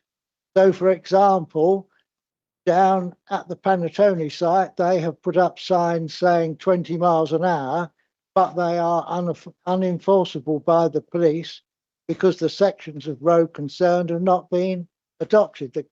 You have to have, as I understand it, an adopted highway to be able to make traffic regulation orders. The same up here. The police can't enforce the speed limits on these roads. So therefore, it seems to me the bus gate as currently proposed is totally wishful thinking again. It's totally legally unenforceable. And as far as I can see, that issue hasn't been even considered or addressed. And then I picked it up from the Ditton member. Ditton Village Green is close to my heart. I remember when Brampton Fields was built and there were efforts to nick bits of the village green to improve the access, which as a member of the public I resisted. And the same applies to this. The village green belongs to Ditton Parish Council. The research or any developer has no mechanism of doing things to the green by creating cycleways. And in my opinion, such an action would be illegal because you're not allowed to do works on a village green. I think you'll find it's legislation in 1857. Mr. Bailey. Go back on, I won't take them in order, but in terms of the busgate matter, in terms of looking at Chapelsfield Way, that's set out on page 156 of your papers. So it's on the addendum. Yeah, it's on your addendum report, Councillor Thornywell. So that was set out under busgate, page 156. So KCC could look at. We've been in contact with KCC, and they said that they had no surveys or evidence linked to the Chapelsfield Way busgate development, and it's therefore possible to assess the impact of the busgate or its effectiveness. KCC were the ones who requested that scheme at the outset, and they're the ones that would actively monitor those issues. We do not actively monitor issues on the highways network. With regard to the issues, Sir, you haven't explained how it can be enforced. no, there's two sections. I'm going to come on to the second part. The first part is to do with the issues in terms of Chapelsfield Way. You did say that hadn't been covered and considered in the report. So I'm just addressing the fact that it has been. It's addressed on page 156. Turning to the second part, it seems to be quite contentious in terms of the adoption matter. I can say to members, because obviously these are held in discussions with KCC. So KCC formally publish their comments. We put their comments that's coming forward in terms of the application details. There's a lot of detailed discussion. But I can say that if it is appropriate and necessary and KCC request it, the applicant would be willing for the section of the SMC from Kilnbarn Road to and including the busgate, if it provides KCC the ability to enforce the busgate, then that could be covered by a road adoption plan prepared under 278 works, which again would be works under the Highways Authority. So if that's something that members are very concerned, and there's been lots of debate on that point, I would ask for that to be recorded with delegated authority to the Director of Planning, Housing and Regulatory Service to look into that matter as a key component that members wanted, and then that could effectively be included in the consideration. So it's something that can occur, and we would record it and minute it and make sure it's delegated and carried out as part of members' wishes if they were minded to approve. If that helps the situation, because there's been a lot of debate on adoption, not adoption, and then to deal with those matters. I formally propose that if we get to the stage, because members are talking about the principle, but if we get to this stage of approving this application, can I lay down a marker? I'd like to propose that. Thank you. It's something that could be looked at that time. Yeah. Do I have any more speakers? No. Ah, sorry, Mr. Higmott. I will be brief. KCC's Trix Highway calculator or estimator or whatever you like to call it never seems to come up with a reason to refuse anything. It's not very reliable. They use that on the application at the bottom, follow lane, and that assessment came from North London, so that was a bit of a farce.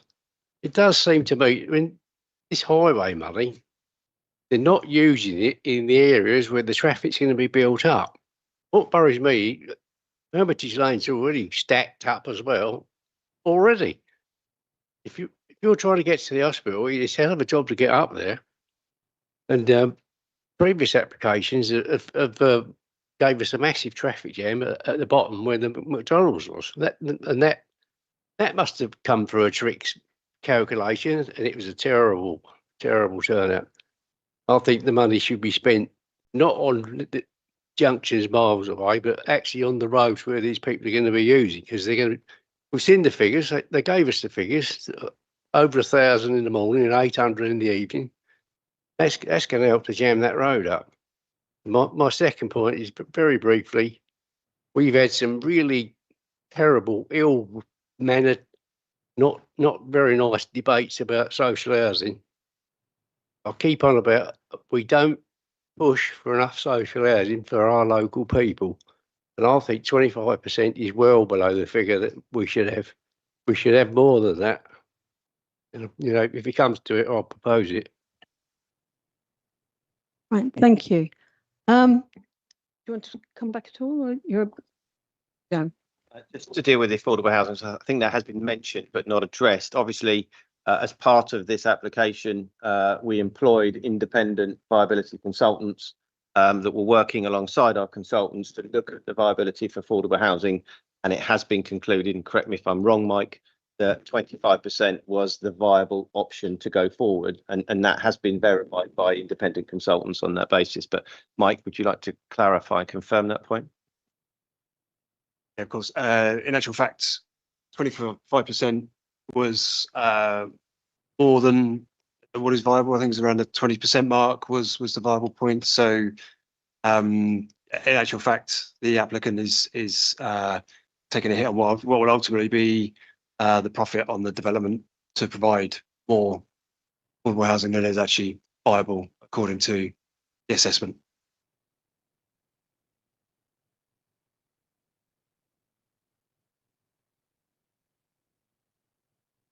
Can I clarify that? You're saying that all the profit from the development will be negated because of the 25%? Well, I obviously got that wrong.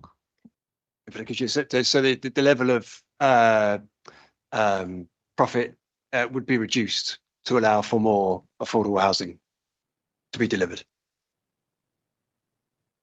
I am looking at the time, and we have been here. I've had Councillor Hood would like to come back, Councillor Tatton, and was that you, Councillor Loki? No. So Councillor Hood, yeah.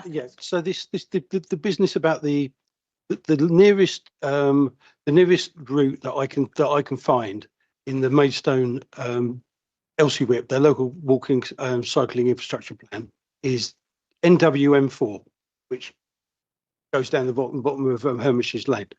Now, in order to get, there seems to be a real problem here, because in order to get down there, you have to use a lane, and there's no verge along there to put in the infrastructure. So what we've got is you've got a sustainable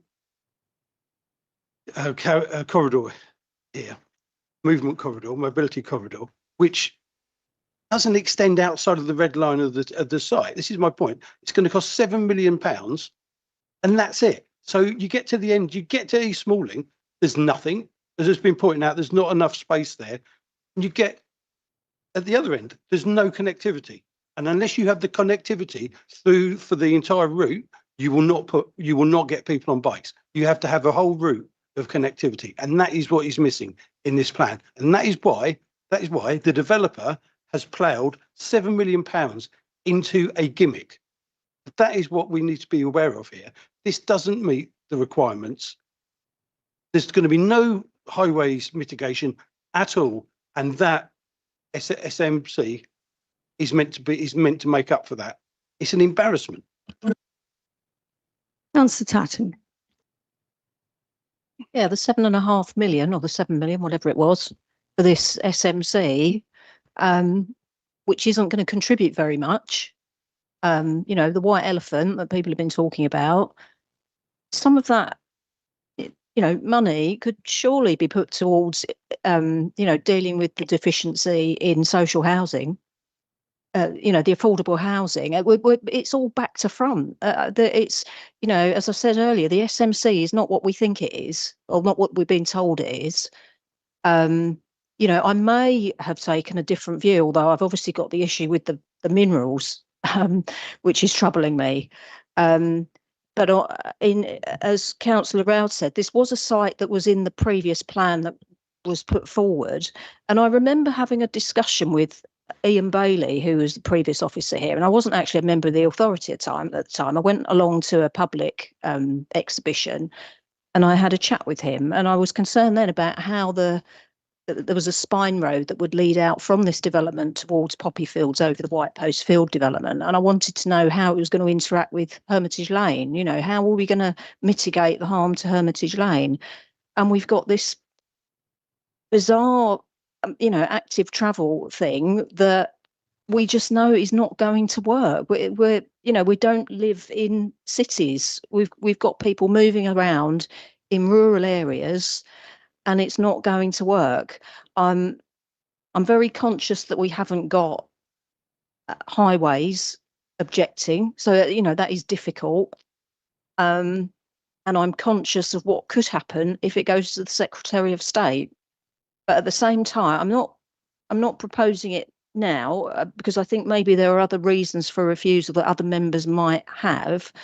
But my two concerns were the SMC and the justification for it, and that the harm to heritage, even though it's at the lower end of less than substantial, because of the nature of the assets that we're talking about, you know, that is potentially a ground for refusal. That's part of the balancing exercise that we can take. And the same applies to the minerals. So I think there are two grounds of refusal there. But it may be that before I formally propose those, I just wonder whether other members, for example, the agricultural land, you know, some members may have more of a handle on those, or Councillor Hood mentioned biodiversity. And of course, and we've mentioned the affordable housing. It's just not meeting the need. Thank you. Okay, right, before we go to a vote, Mr. Bailey would like to come back on one point.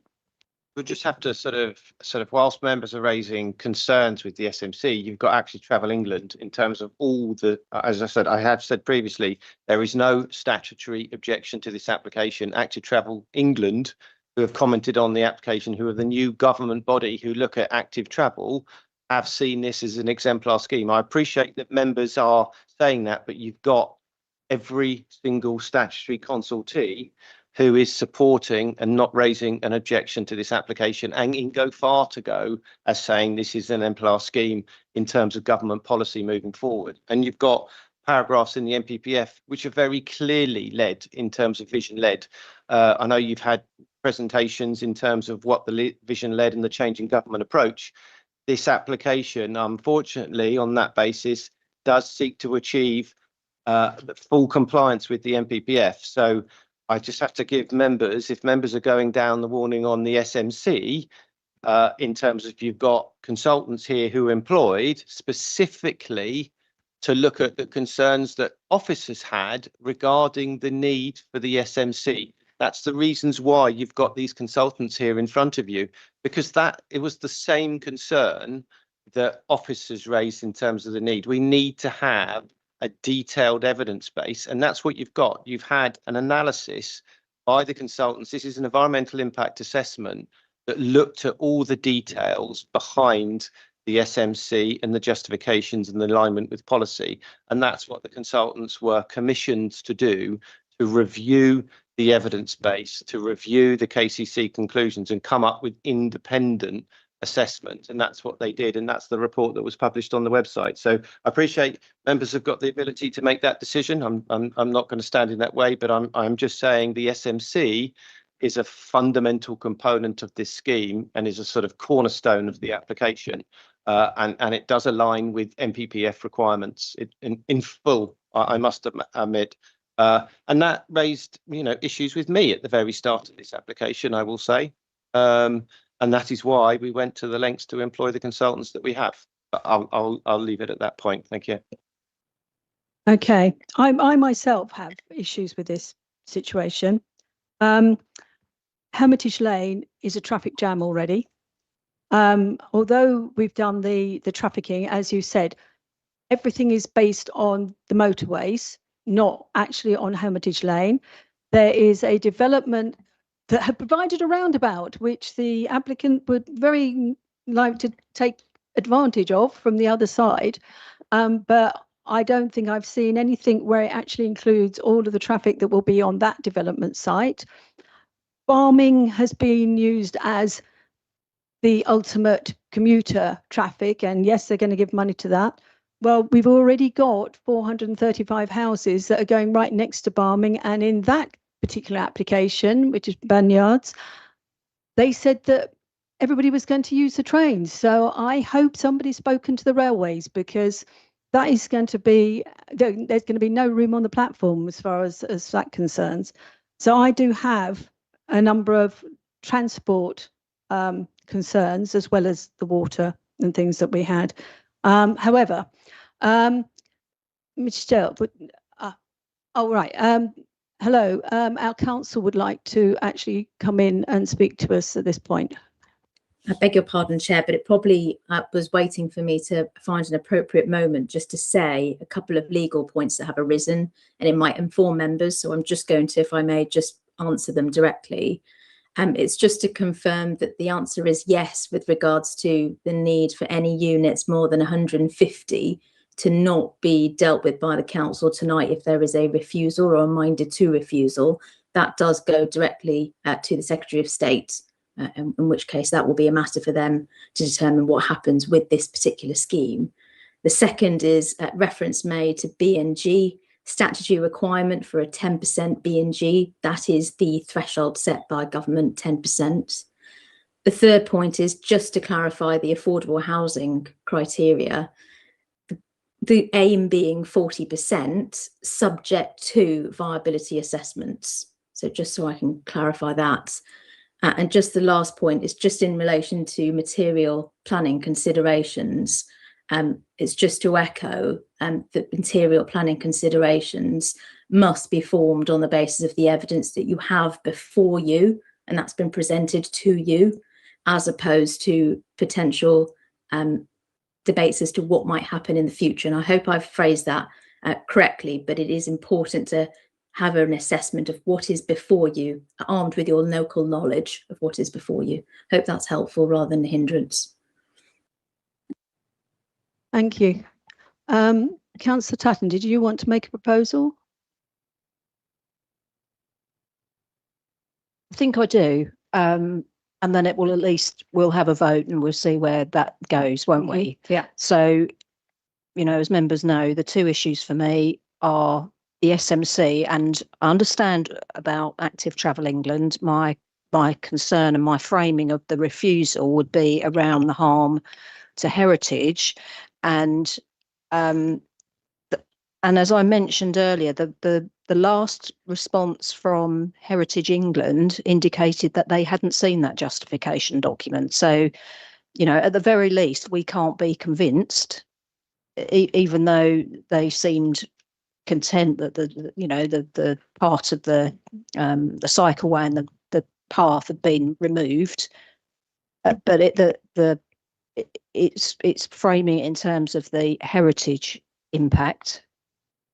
Even though I'm not happy with the whole thing, and the issue with the minerals, as I laid out, that it hasn't been, I guess, robustly demonstrated to the satisfaction of members that the mineral cannot be extracted before the housing is built.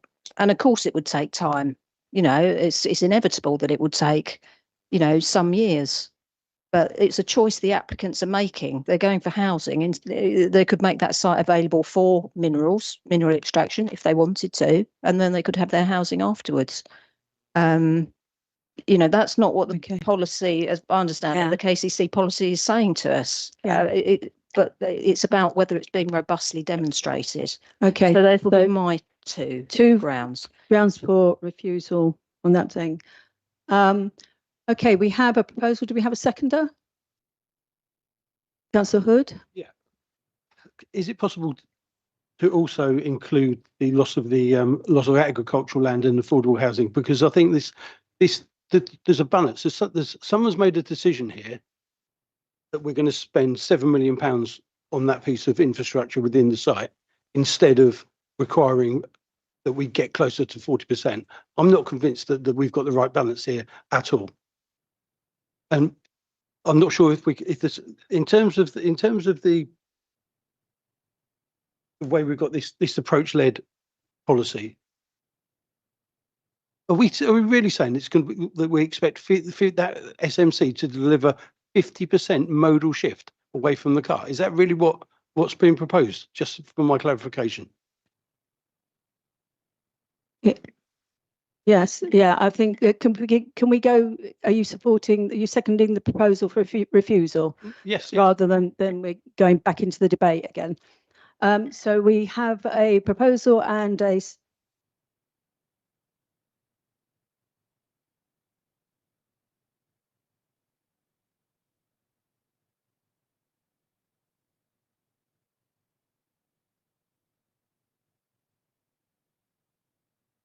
okay.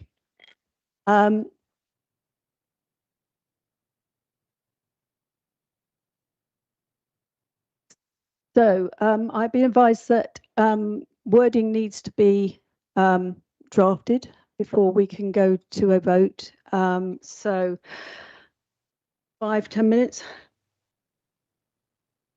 I can also must read your mind, Councillor Borton, as to the timing that we are at, and we've still got 2 items to have on our agenda. I don't know how you knew what I was going to say, but you are correct. Now, I'm not a member of the planning committee, but could I invite a member of the planning committee to familiarise themselves with Part 4, Rule 5.30M of the Constitution, and that is to move a motion without notice to adjourn the meeting. Now, the reason I suggest that is because we have 2 applications after this. If I can perhaps make what I think is an uncontroversial statement, which is that planning decisions are not best made at midnight, and there's been some residents and interested parties in applications who've been here for an awful long time tonight and have waited very, very patiently. But I think it's only fair that we give them the opportunity to leave if the committee is minded not to discuss one or both of the remaining applications given the time. Right, we do need to finish this application, and so we do need to have an adjournment for doing this one, and we have 10 minutes, and then if we can consider Councillor Borton's proposal to adjourn. It's called adjournment, but it means we would go.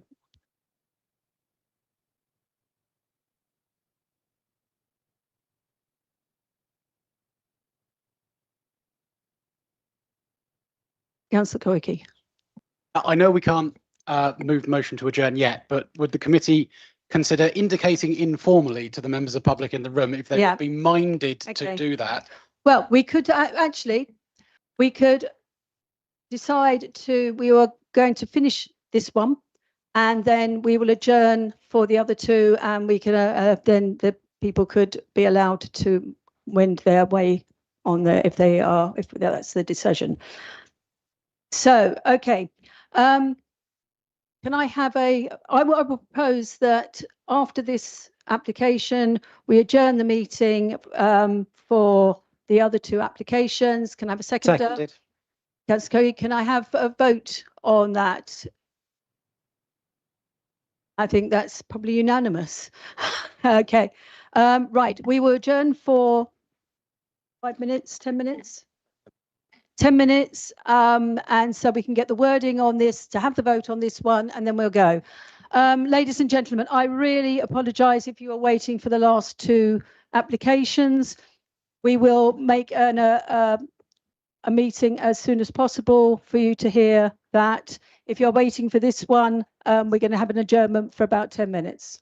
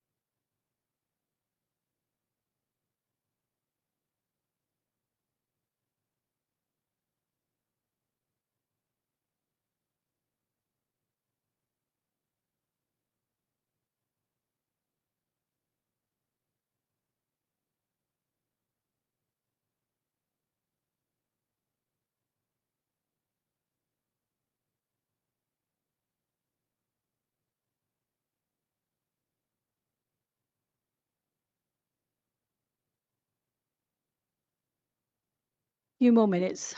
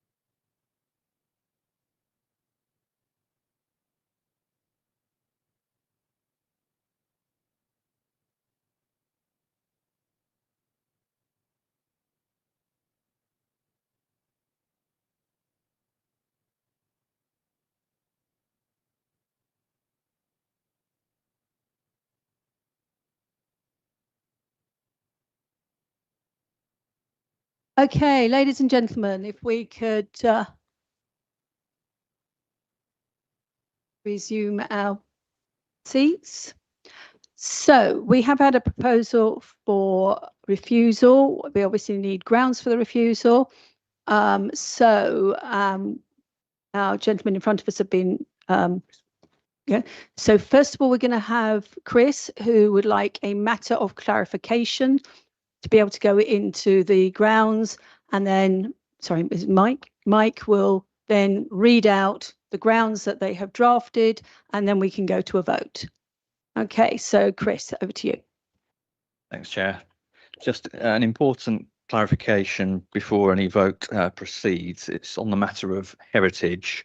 There was a suggestion, I think, during the debate that Historic England perhaps hadn't seen the latest justification information and the full final design details that were put forward when the SMC was amended to reduce the footway provision and the cycleway provision, so that it was taken north of the roadway only, and when the southern side was deleted.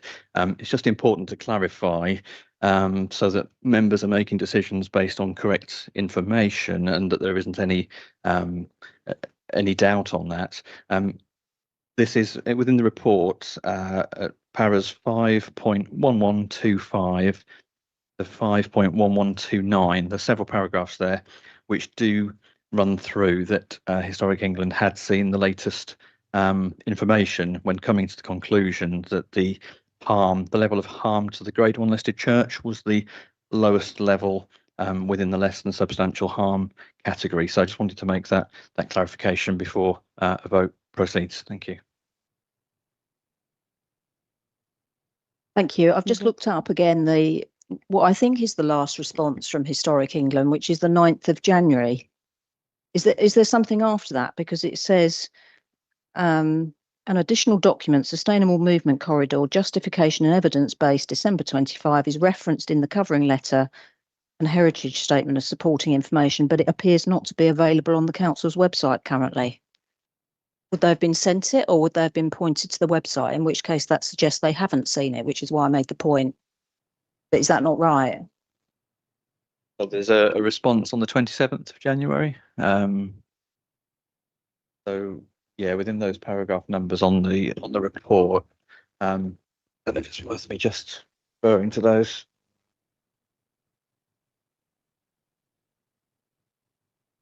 Yeah, so paragraph 51126 says an additional document, Sustainable Movement Corridor, Justification and Evidence Base, December 25, is referenced in the covering letter and heritage assessment of supporting information, but appears not to be available currently.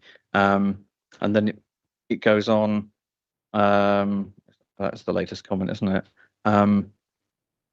We note the details regarding surfacing, lighting, landscape design, signage, and boundary treatments are indicative currently and are not proposed to be agreed by condition. We feel this provides opportunities to secure a minimisation of harm through agreeing appropriate sensitive design approaches.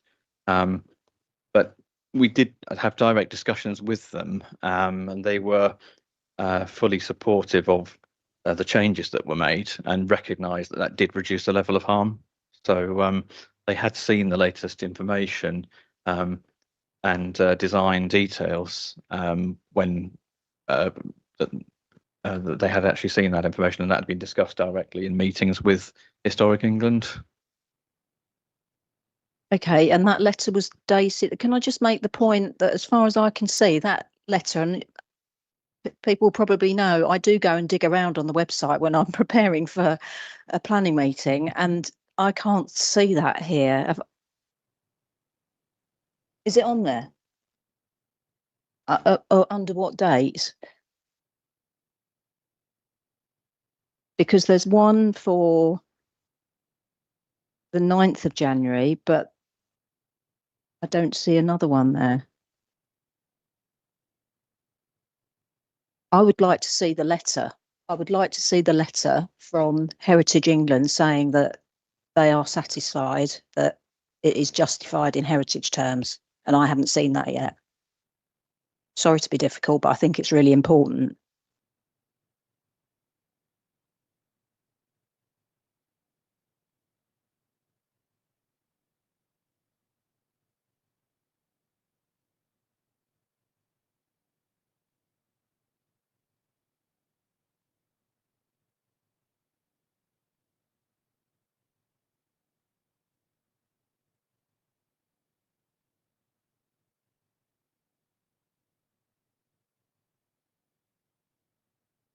Okay. Yeah, just literally going through the website, and kind of on that basis, it doesn't appear that letter is on the website, but I think members are being told that, because both Mike and Chris had the conversations with Heritage England, and so therefore on the fact members are being told in terms of there is that letter, there is that correspondence. So I appreciate the fact that that might not be on the website, but on that basis, I mean, as I said, that I can't undo what's already done, but on that basis, I think you know, members, to my view, we should read out the grounds going forward, because there are procedural matters that we need to go through on that basis, and we can make sure that letter is provided, you know, because there, as I said, there are other procedural matters that we need to go through, and I don't necessarily want to keep members here for much longer. So I think there is a way to go forward, and I think it's right if we can ask Mike to read out the grounds. Appreciate the concerns that you've raised on that point. I'll look into that as soon as this meeting is concluded.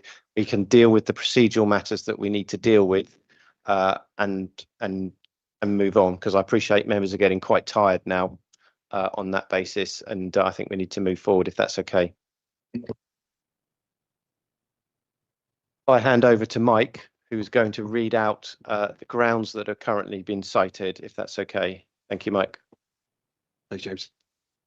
So we've got 4 reasons we've captured. The first being that the Sustainable Movement Corridor, due to the extent and proximity to the Grade 1 listed St James the Great Church, will cause less than substantial harm at the lower end of the scale to the heritage asset, which will significantly and demonstrably outweigh the benefits of the Sustainable Movement Corridor element of the proposed development, contrary to paragraph 215 of the NPPF. The second is that development would lead to the sterilisation of minerals identified as being found within the site, and it's considered that insufficient technical evidence has been provided to demonstrate that the prior extraction is practically or economically unviable.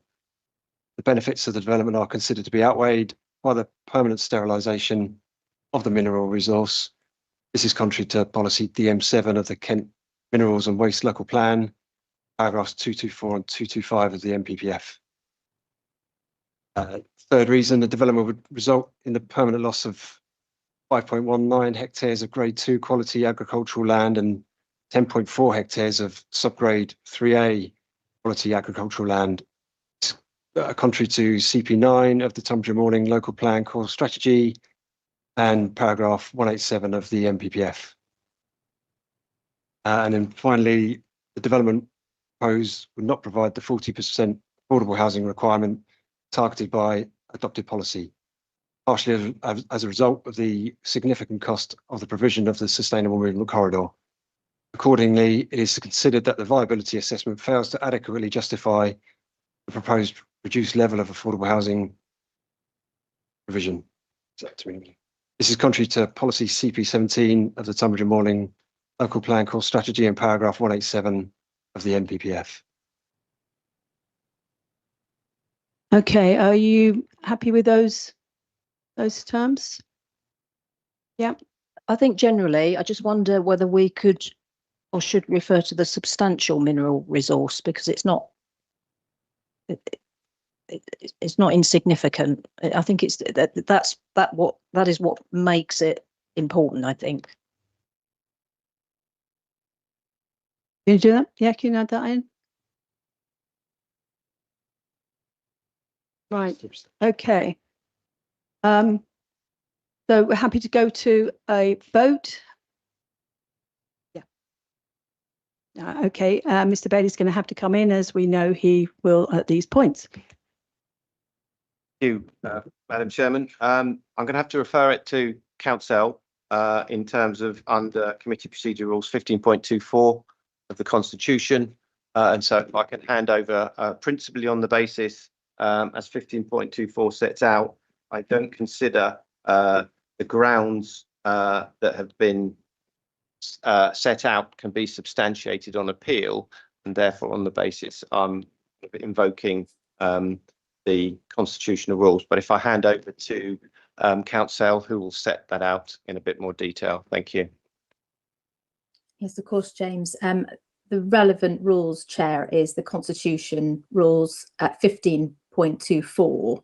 Essentially, I'm quoting here, if contrary to a recommendation of the Director of Planning, Housing and Regulatory Services, the Planning Committee, that's this committee, not necessarily any other area committees that have been referred to in the past, is minded to determine an application in a way or on grounds which the Director does not consider can be substantiated, A resolution by this committee, the committee, to make such a determination will be a recommendation only, and the application shall stand adjourned to the next meeting of the committee to enable the Director of Central Services and Deputy Chief Executive to submit what is essentially referred to as a report, but is essentially a cost report on the possibility of costs or compensation being awarded against the council in the event that the application is determined in that way. And so, in short, Chair, you have before you 4 proposed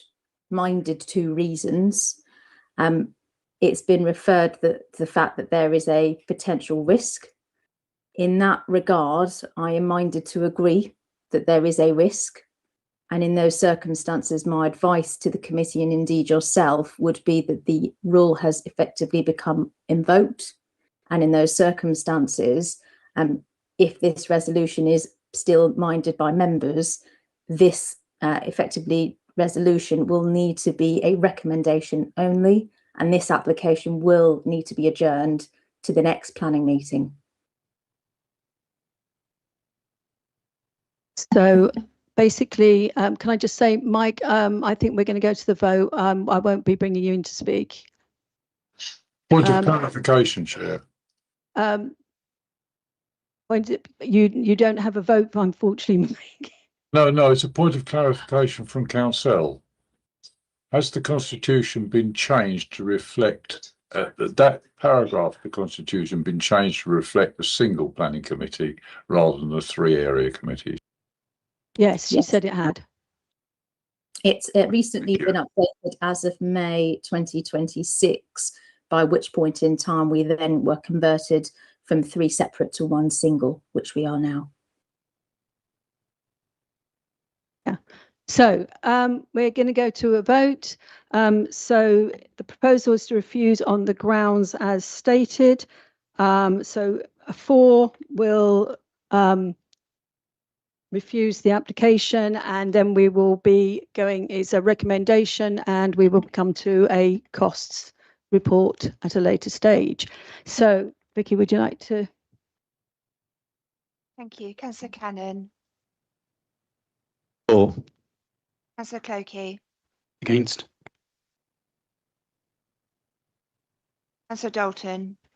For. Councillor Davis. Against. Councillor Hickmott. For. Councillor Hood. For. Councillor Mehmet. Against. Councillor King. For. Councillor Pilgrim. For. Councillor Tatton. 4. Councillor Thornywell. For. Councillor Tunstall. For. Councillor Palmer. 4. That's 10 in favour and 3 against. So the vote's been carried for a refusal on the grounds stated, and it will be going for recommendation for a cost report. Thank you. I think that is that particular application finished. And we will be having to find another date to do the other 2 applications that we didn't get to, which have been adjourned, not deferred. So it will be a continuation of this meeting. Thank you for your time and good evening. Our meeting ends at 11:03. Thank you.